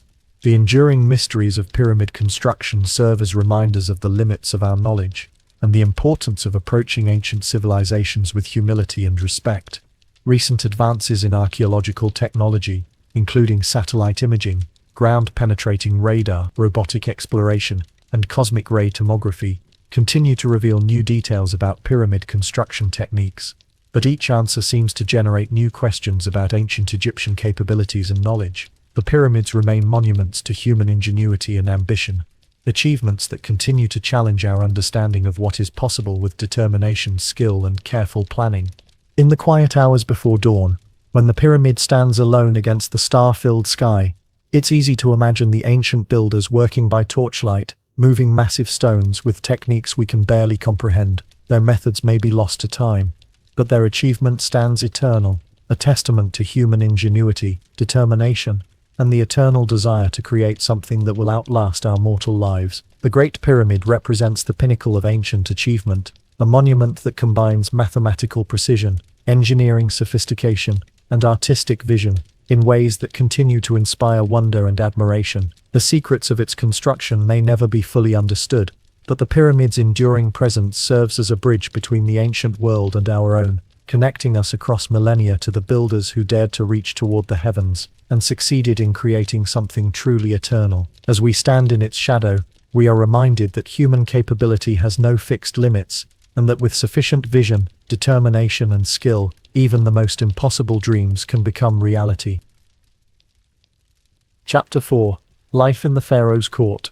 luxury built on suffering.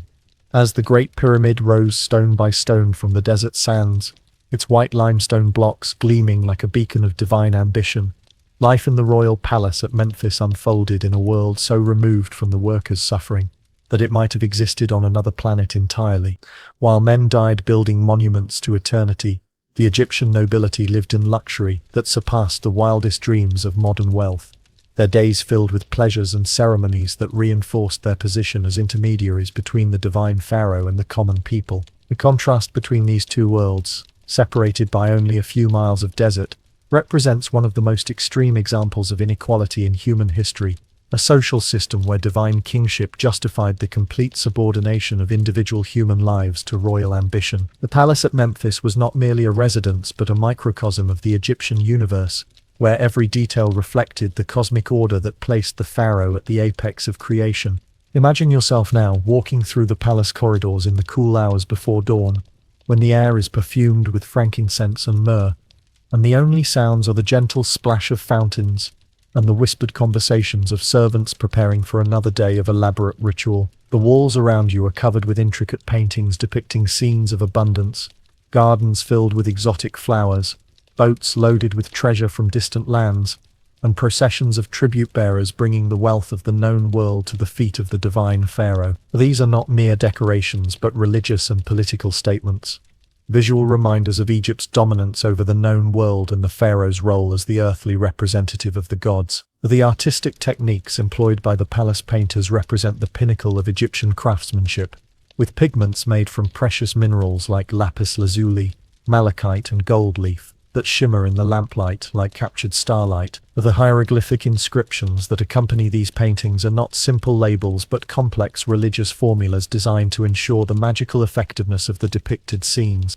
The royal palace itself was a marvel of ancient architecture, covering several acres and containing hundreds of rooms, each designed for specific purposes in the complex machinery of divine kingship. The palace complex included not only the pharaoh's residential quarters, but also administrative offices, religious temples, workshops, storage facilities, and accommodations for the thousands of officials, priests, servants, and craftsmen who served the royal household. The pharaoh's private quarters occupied the heart of the complex, a series of chambers decorated with gold leaf, precious stones, and the finest artwork the kingdom could produce. The walls were painted with scenes from religious texts, depicting the pharaoh's journey through the afterlife and his transformation into a god. These were not mere decorations, they were magical formulas designed to ensure the king's divine power and eternal life. The religious significance of royal art cannot be overstated, as ancient Egyptians believed that properly executed artistic representations had the power to influence reality itself. The palace artists were therefore not merely decorators, but magicians, whose work helped maintain the cosmic order upon which Egyptian civilization depended. The daily routine of the royal court began long before sunrise with the morning rituals that renewed the pharaoh's divine essence. A select group of priests, chosen for their purity and knowledge of sacred texts, would enter the pharaoh's bedchamber to perform the ceremonies that officially began each day. These rituals were elaborate affairs involving the burning of specific incenses, the recitation of ancient prayers, and the presentation of symbolic offerings that reinforced the king's connection to the gods. The morning ceremony, known as the opening of the mouth of the king, was believed to restore the pharaoh's divine powers after the dangerous journey through the night, when his soul traveled through the underworld and faced the forces of chaos. The priests who performed these ceremonies were among the most powerful people in Egypt, second only to the royal family in their access to divine knowledge and political influence. Their training began in childhood and lasted for decades, involving memorization of thousands of religious formulas, astronomical observations, and ritual procedures that had been passed down for generations. The pharaoh's morning ablutions were performed with water, specially blessed by the priests, and scented with oils imported from the far reaches of the empire. The king's body was washed with perfumed waters, anointed with precious oils, and dressed in linen so fine that it was nearly transparent. The royal garments were works of art in themselves, linen kilts embroidered with gold thread, jewelry crafted by the finest artisans in the kingdom, and sandals made from the softest leather and decorated with precious stones. The process of dressing the pharaoh was itself a religious ceremony, with each garment and ornament carrying specific symbolic meaning and magical properties. The royal crown, one of several worn for different occasions, was not merely a symbol of authority, but a magical device designed to channel divine power and protect the pharaoh from supernatural threats. The creation of royal regalia required the skills of master craftsmen, who worked with materials of incredible value, using techniques that had been perfected over centuries of royal patronage. The economic value of the pharaoh's daily costume exceeded the annual income of entire provinces, representing a concentration of wealth that would be unimaginable in any modern society. While the pharaoh underwent these elaborate preparations, the palace kitchens came alive with the preparation of the morning feast.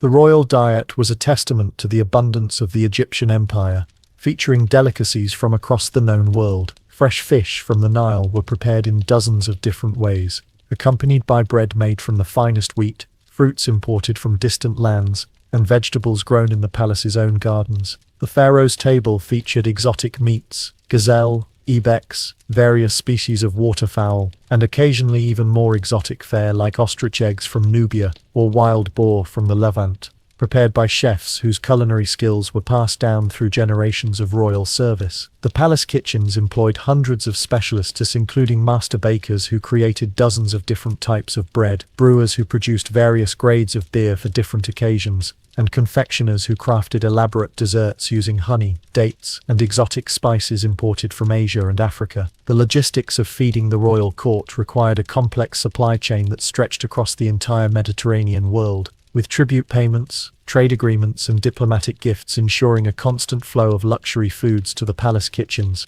The morning meal was not simply about nourishment. It was a ceremony that reinforced the pharaoh's divine status. Each dish was presented according to ancient protocols, with specific foods served at precise moments in the meal. The pharaoh ate from vessels made of gold and silver, using utensils crafted by the finest metal workers in the kingdom. Even the water he drank was special, drawn from sacred wells and filtered through precious stones that were believed to enhance its purity and divine properties. The presentation of food to the pharaoh followed elaborate rituals that had been codified over centuries, with specific prayers recited over each dish and offerings made to ensure the king's continued health and prosperity. The royal dining hall itself was a masterpiece of architectural design, with columns carved to resemble papyrus plants and lotus flowers, painted ceilings that depicted the heavens, and floor mosaics that showed the abundance of the Nile Valley. The acoustic properties of the hall were carefully designed to enhance the ritual aspects of royal dining, with specific areas designated for musicians, singers, and religious chanters, who provided appropriate background for the pharaoh's meals. The queens and royal women lived in their own section of the palace, a complex of chambers and courtyards designed specifically for the needs of the royal household. These women were not merely decorative additions to the court. They played crucial roles in the religious and political life of the kingdom.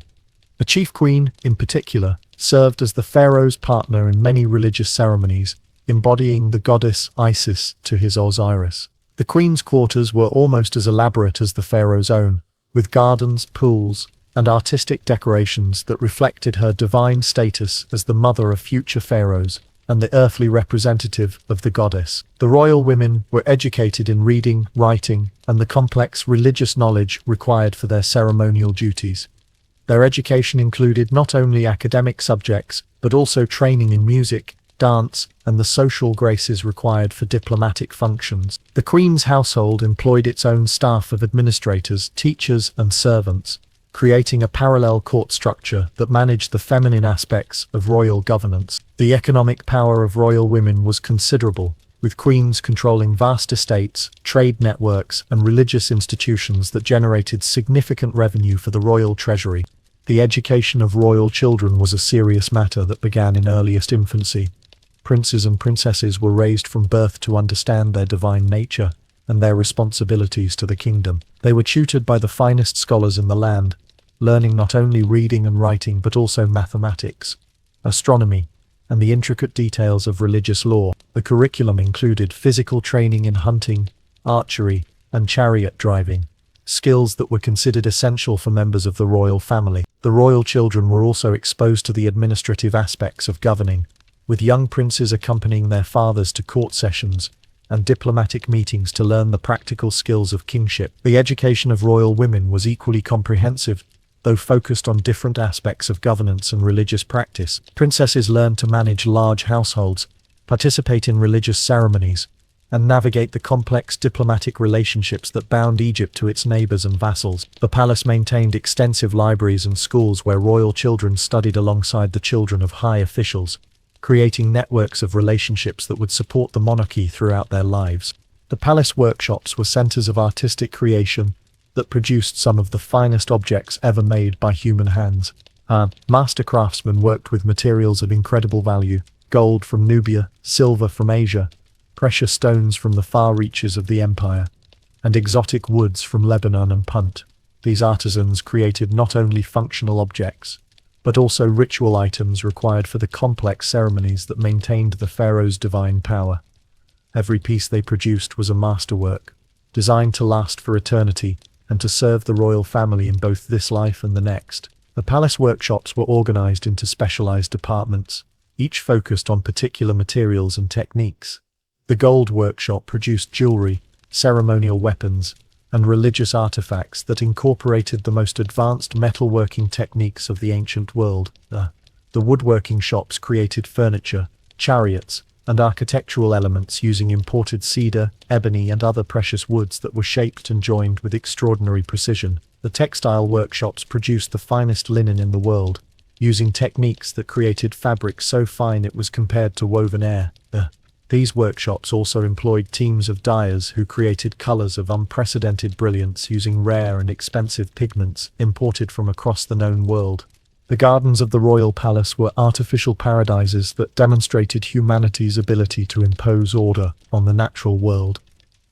These were not simple pleasure gardens, but complex ecosystems that served both practical and symbolic purposes. The gardens provided fresh fruits and vegetables for the royal table, medicinal plants for the court physicians, and flowers for the countless religious ceremonies that marked the passage of time. They also served as living symbols of the pharaoh's power over nature itself, evidence that the divine king could make the desert bloom and create abundance from barrenness. The palace gardens were marvels of ancient engineering, with sophisticated irrigation systems that brought water from the Nile through a network of channels, pumps, and reservoirs. The landscape design incorporated elements from throughout the Egyptian empire and beyond, with exotic plants from Nubia, Asia, and the Mediterranean, creating botanical collections that rivaled any modern garden. The maintenance of these gardens required teams of specialist gardeners who understood the specific needs of hundreds of different plant species, many of which had been transported hundreds of miles from their native habitats. The economic cost of maintaining the palace gardens was enormous, requiring not only skilled labor, but also complex trade relationships that ensured a constant supply of rare seeds, cuttings, and mature plants from across the known world.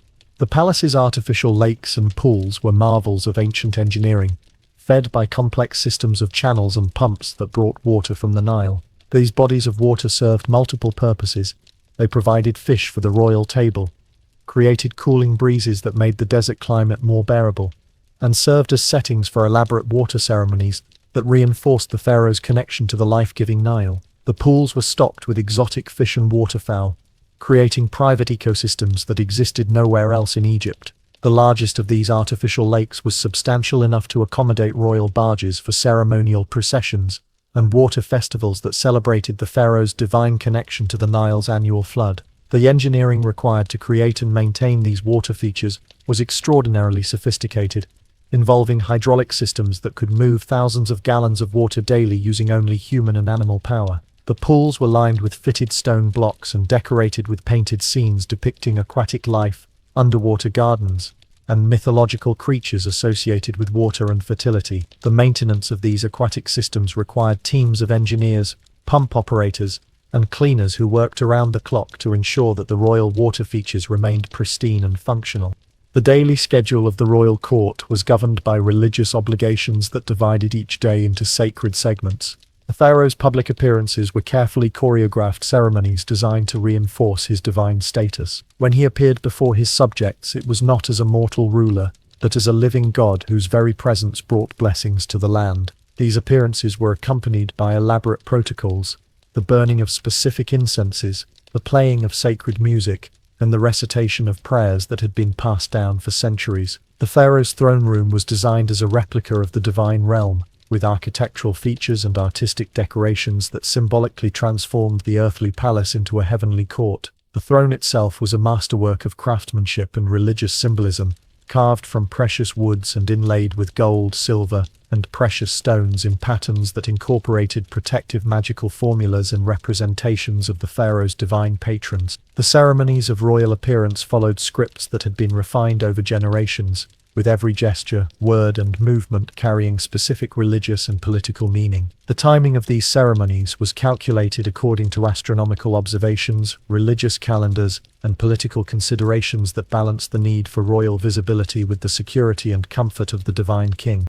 The court's musicians and entertainers were artists of extraordinary skill, whose performances served both religious and recreational purposes.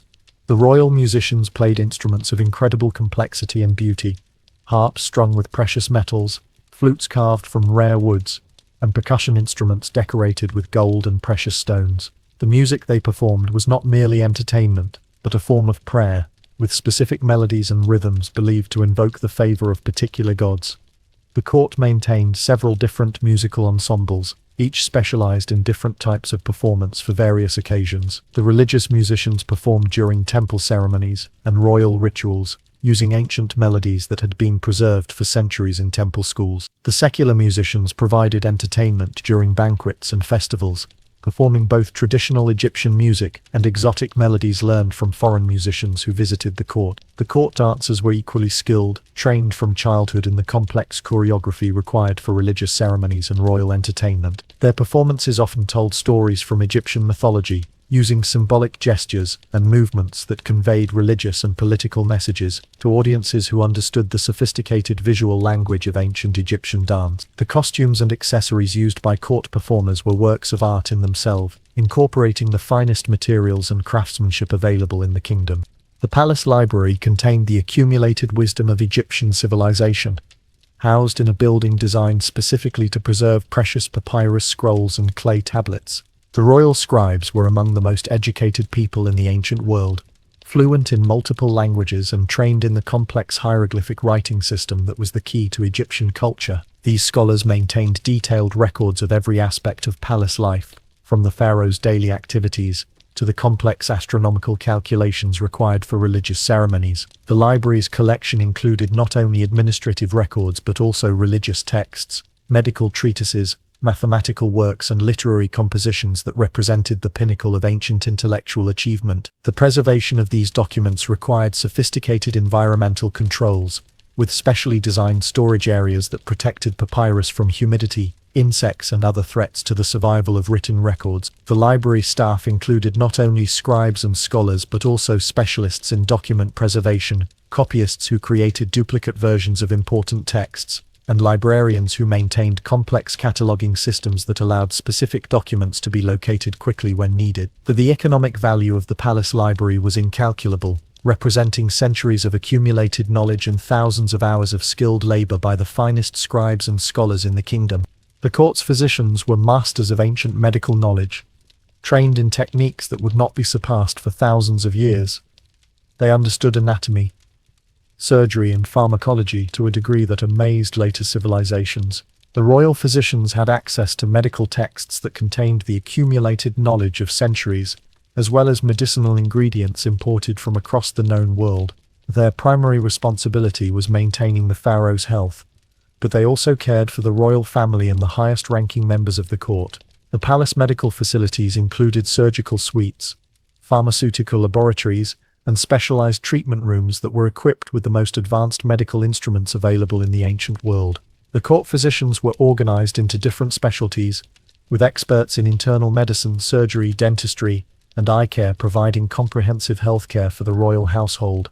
Their training included not only practical medical skills, but also the religious knowledge required to understand the spiritual aspects of illness and healing. Egyptian medicine incorporated both empirical observation and magical healing, with physicians using a combination of drugs, surgery and religious rituals to treat disease and injury. The medical papyri preserved from this period reveal a sophisticated understanding of anatomy and physiology that demonstrates the advanced state of Egyptian medical knowledge during the Old Kingdom.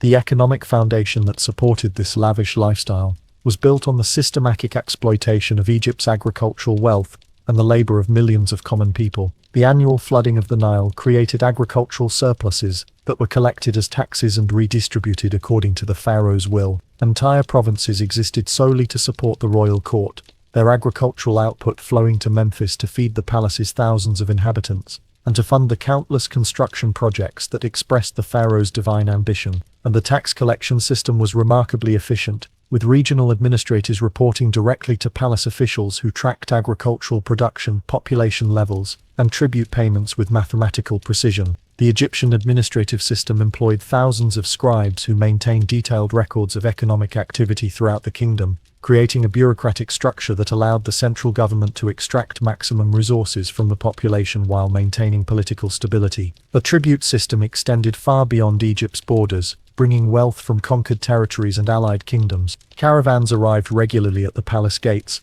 loaded with gold from Nubia, incense from Punt, cedar wood from Lebanon, and exotic goods from lands whose names have been lost to history. These tribute payments were not merely economic transactions, they were religious ceremonies that acknowledged the pharaoh's divine authority over the known world.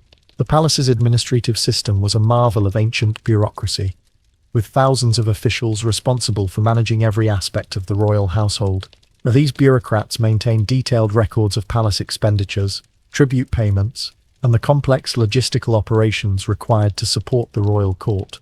They coordinated with officials throughout the kingdom to ensure that the palace's needs were met, from the procurement of exotic foods to the recruitment of skilled craftsmen for royal projects. The administrative hierarchy was complex and carefully structured, with clear chains of command and specialized departments responsible for different aspects of palace management. The highest-ranking officials, known as viziers, served as the pharaoh's chief administrators and were responsible for coordinating the activities of the entire government apparatus. These men wielded enormous power and were often members of the royal family or individuals who had proven their loyalty and competence through decades of faithful service. The administrative records maintained by palace bureaucrats provide detailed insights into the complexity of ancient Egyptian government, revealing sophisticated systems for resource management, personnel administration, and strategic planning that rivaled those of much later civilizations. The training required for high-level administrative positions was extensive, with future officials studying mathematics, law, geography, and foreign languages in addition to the complex protocols and procedures that governed palace operations.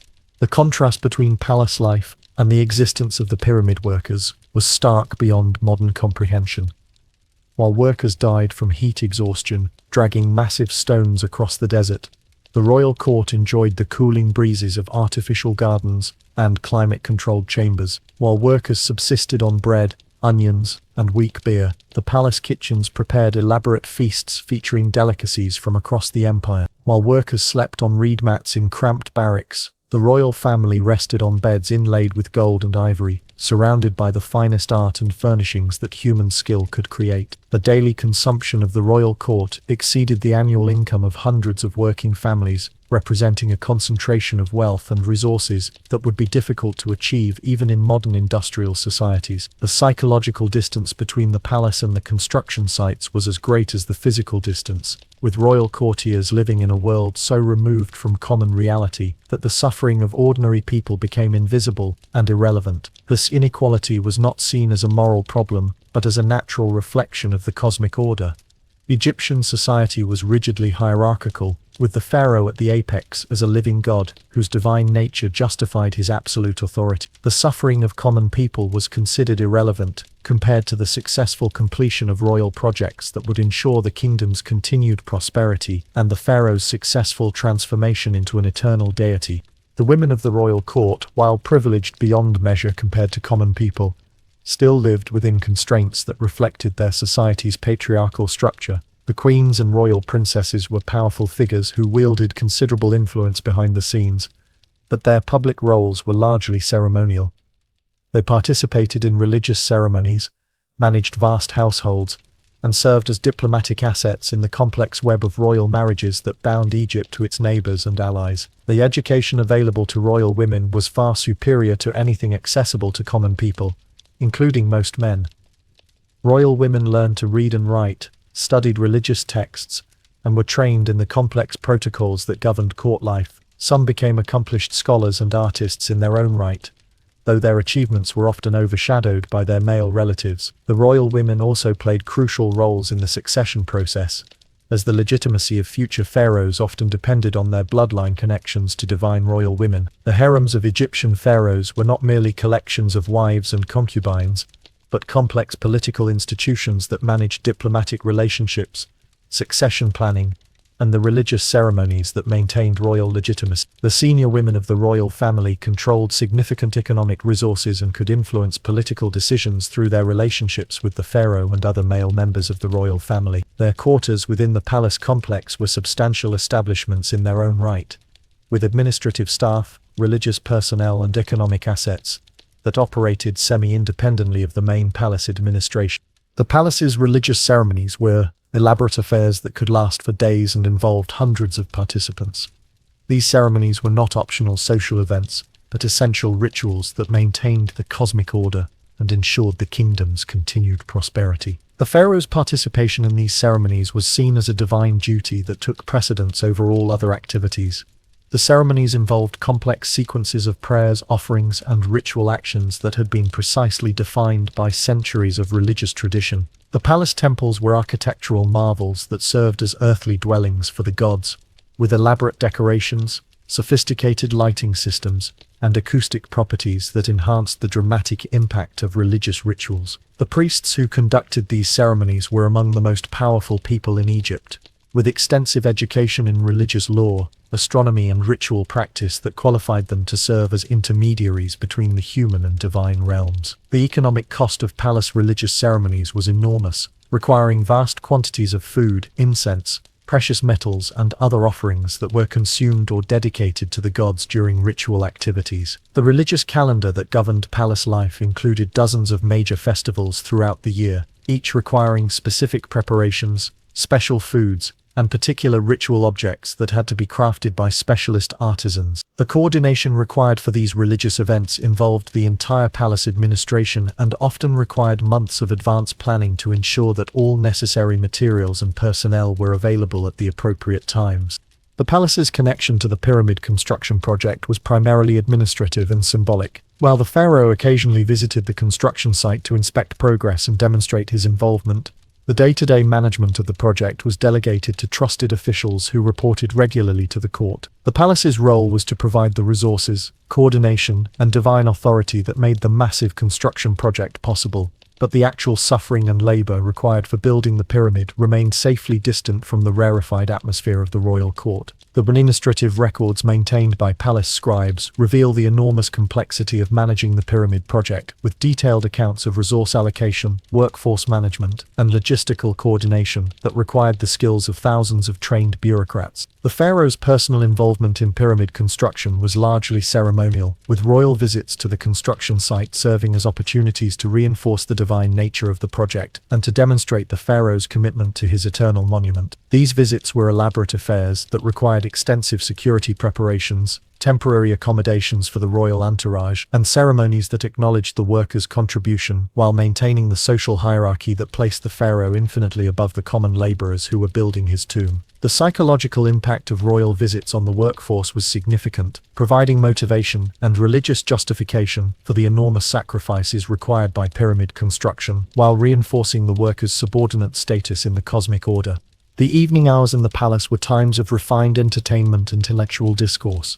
The royal court gathered for elaborate banquets that were as much religious ceremonies as social events. These gatherings featured performances by the finest musicians and dancers in the kingdom, recitations of epic poems that celebrated the pharaoh's divine achievements, and discussions of philosophy, mathematics, and astronomy by the most learned scholars in Egypt. The palace banquet halls were architectural masterpieces that incorporated sophisticated acoustic design, elaborate lighting systems, and artistic decorations that created appropriate settings for royal entertainment. The evening meals served at these banquets represented the pinnacle of ancient culinary art, with dishes that combined ingredients from across the known world in ways that pleased both the palate and the eye. The presentation of food at royal banquets was as important as its taste, with elaborate serving vessels, artistic garnishes, and ceremonial protocols that transformed dining into theater. The conversations that took place during these evening gatherings covered topics that ranged from practical administration to abstract philosophy, with the pharaoh and his courtiers discussing everything from irrigation projects to the nature of divine kingship. These intellectual exchanges were not merely entertainment,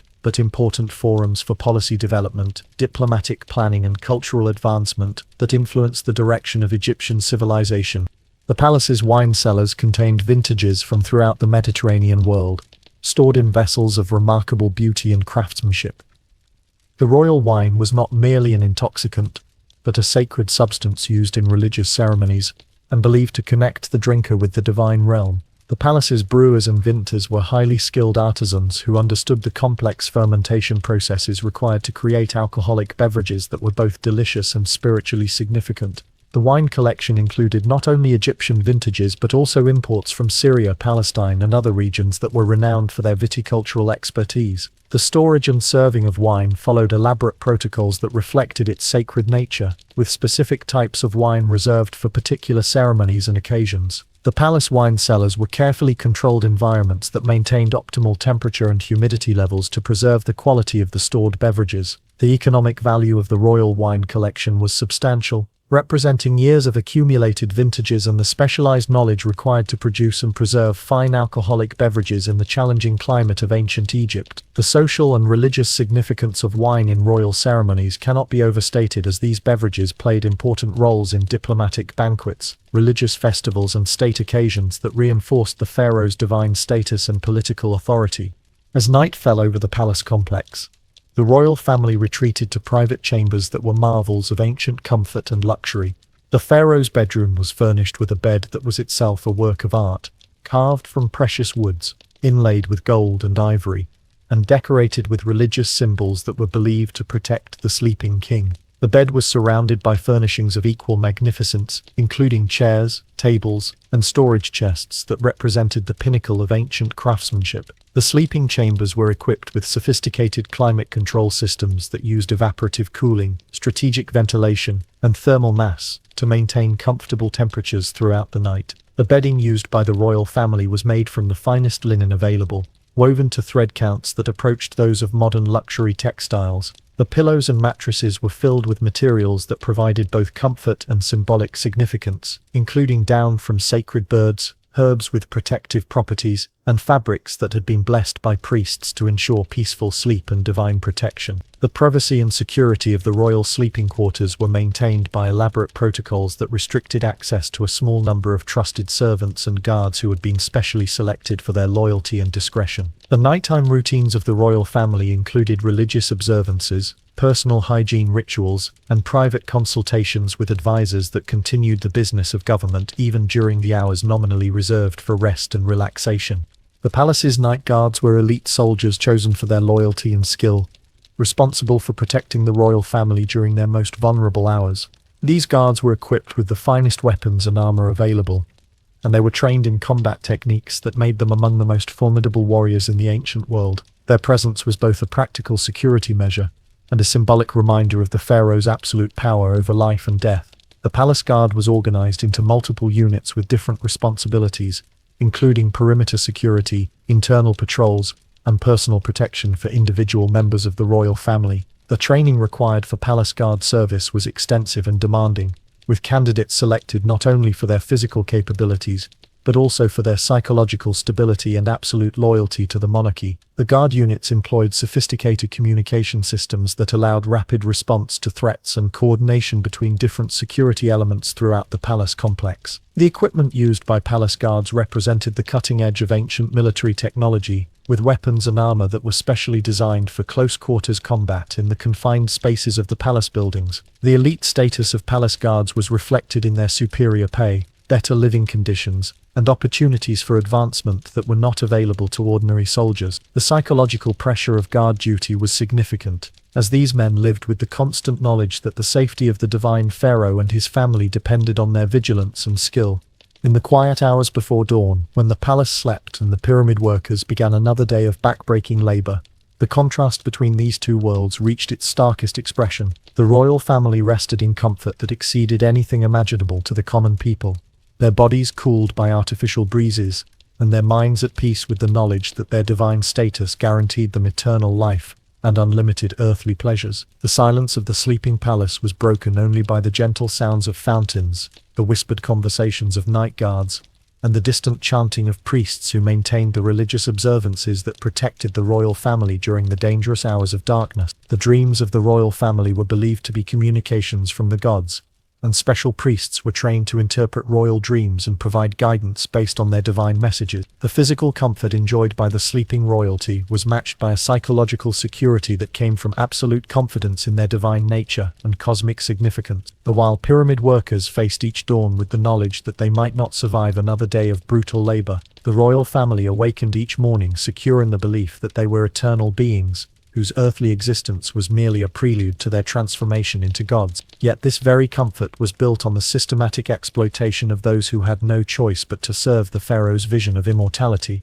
Every luxury enjoyed by the court was purchased with the suffering of workers who would never know comfort. Every artistic masterpiece in the palace was created by craftsmen who lived in relative poverty, and every ceremony that reinforced the pharaoh's divine status was made possible by a social system that denied basic human dignity to the majority of the population. The palace's artificial paradise was sustained by an empire-wide system of exploitation that touched every corner of Egyptian society. Farmers worked the fields to feed the royal court, miners extracted precious metals to decorate the palace chambers, and thousands of skilled craftsmen devoted their lives to creating objects that would serve the royal family's needs. The pyramid construction project was only the most visible example of how royal ambition translated into human suffering on an unprecedented scale. The economic calculations that supported royal luxury were ruthlessly efficient, with administrators tracking the productivity of every farm, workshop, and mine in the kingdom to ensure maximum extraction of resources for the royal household. The social system that enabled such extreme inequality was maintained through a combination of religious ideology, military force, and economic dependency that made resistance virtually impossible for ordinary Egyptians. The palace represented the pinnacle of a social pyramid that was as carefully constructed as the stone monuments that rose from the desert, with each level of society supporting those above while being supported by those below in a hierarchy that seemed as natural and permanent as the Nile's annual flood. The royal family lived at the apex of this system, surrounded by luxury that was created by the labor of millions, but experienced by only a few dozen individuals who had been born into divine privilege. As the stars wheeled overhead, and the Great Pyramid continued its slow rise toward the heavens, the sleeping palace represented both the pinnacle of human achievement and a monument to the terrible cost of absolute power. The pharaoh's dream of immortality was becoming reality, but it was a reality built on the temporary suffering of countless individuals who would never share in the glory they were creating. The palace stood as a testament to what human civilization could achieve when unlimited resources were concentrated in the hands of a single individual, but it also demonstrated the moral and social costs of such extreme inequality. The artistic treasures, architectural marvels, and cultural achievements that emerged from the royal court represented genuine advances in human knowledge and capability, but they came at a price in human suffering that challenges our ability to appreciate their beauty without acknowledging their cost.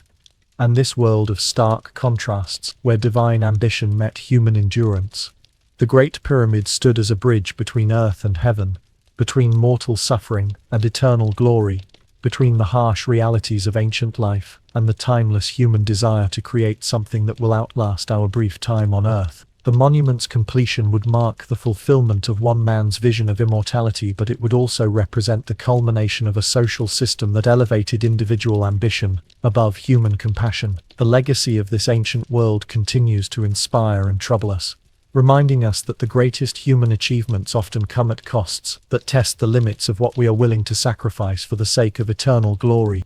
As our journey through the shadows of the Great Pyramid draws to a close, we find ourselves suspended between two worlds, the world of those who built the monument and the world of those who commanded its construction. We have walked with the workers through their daily struggle against stone and heat and exhaustion, felt the weight of ropes cutting into bloodied hands, and shared the quiet desperation of men who knew they were building their own graves as surely as they were building a pharaoh's tomb. We have also glimpsed the mind of Khufu himself, a ruler caught between his mortal humanity and his divine ambitions, a man who commanded the labor of 20,000 workers with nothing more than his absolute belief in his own godhood. His story remains incomplete, his burial place unknown, his mummy lost to the shifting sands of time. Yet his monument endures, a testament to the terrible power of human ambition and the extraordinary achievements possible when an entire civilization dedicates itself to a single, impossible dream. The mysteries we have explored, the precision of ancient engineering, the sophistication of lost technologies, the complex mathematical relationships embedded in limestone and granite, remind us that human knowledge is not a steady progression from ignorance to understanding. The builders of the Great Pyramid possessed skills and knowledge that in some ways surpassed our own, techniques that died with them and secrets that may never be fully recovered. Perhaps most striking of all is the contrast between the luxury of the royal court and the suffering of those who made that luxury possible.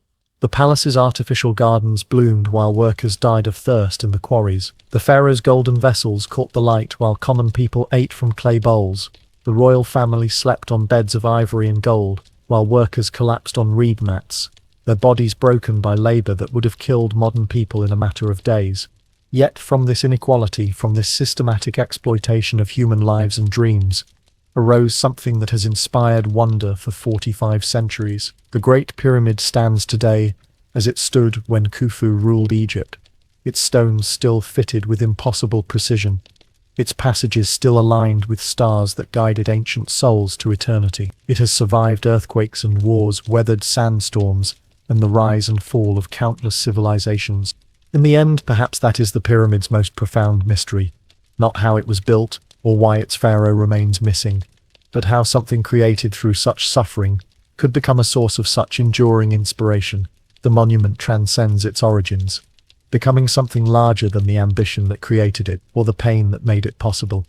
As you drift towards sleep, in the comfort of your modern world, with its electric lights and climate control and freedom from the crushing weight of absolute monarchy, remember the workers who died to build humanity's greatest monument. Their names are lost, their stories forgotten, but their achievement remains, a mountain of stone that humans built to reach toward heaven, a testament to what our species can accomplish when we dream beyond the limits of our mortality.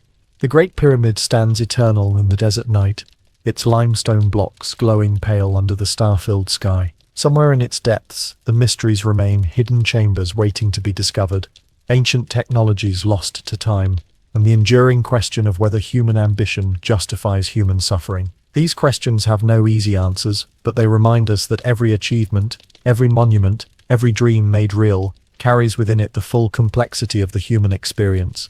Rest now, knowing that across the centuries, the pyramid continues its silent vigil, a bridge between the ancient world and our own, between the dreamers and the builders, between mortality and the eternal human desire to create something that will outlast our brief time under the stars.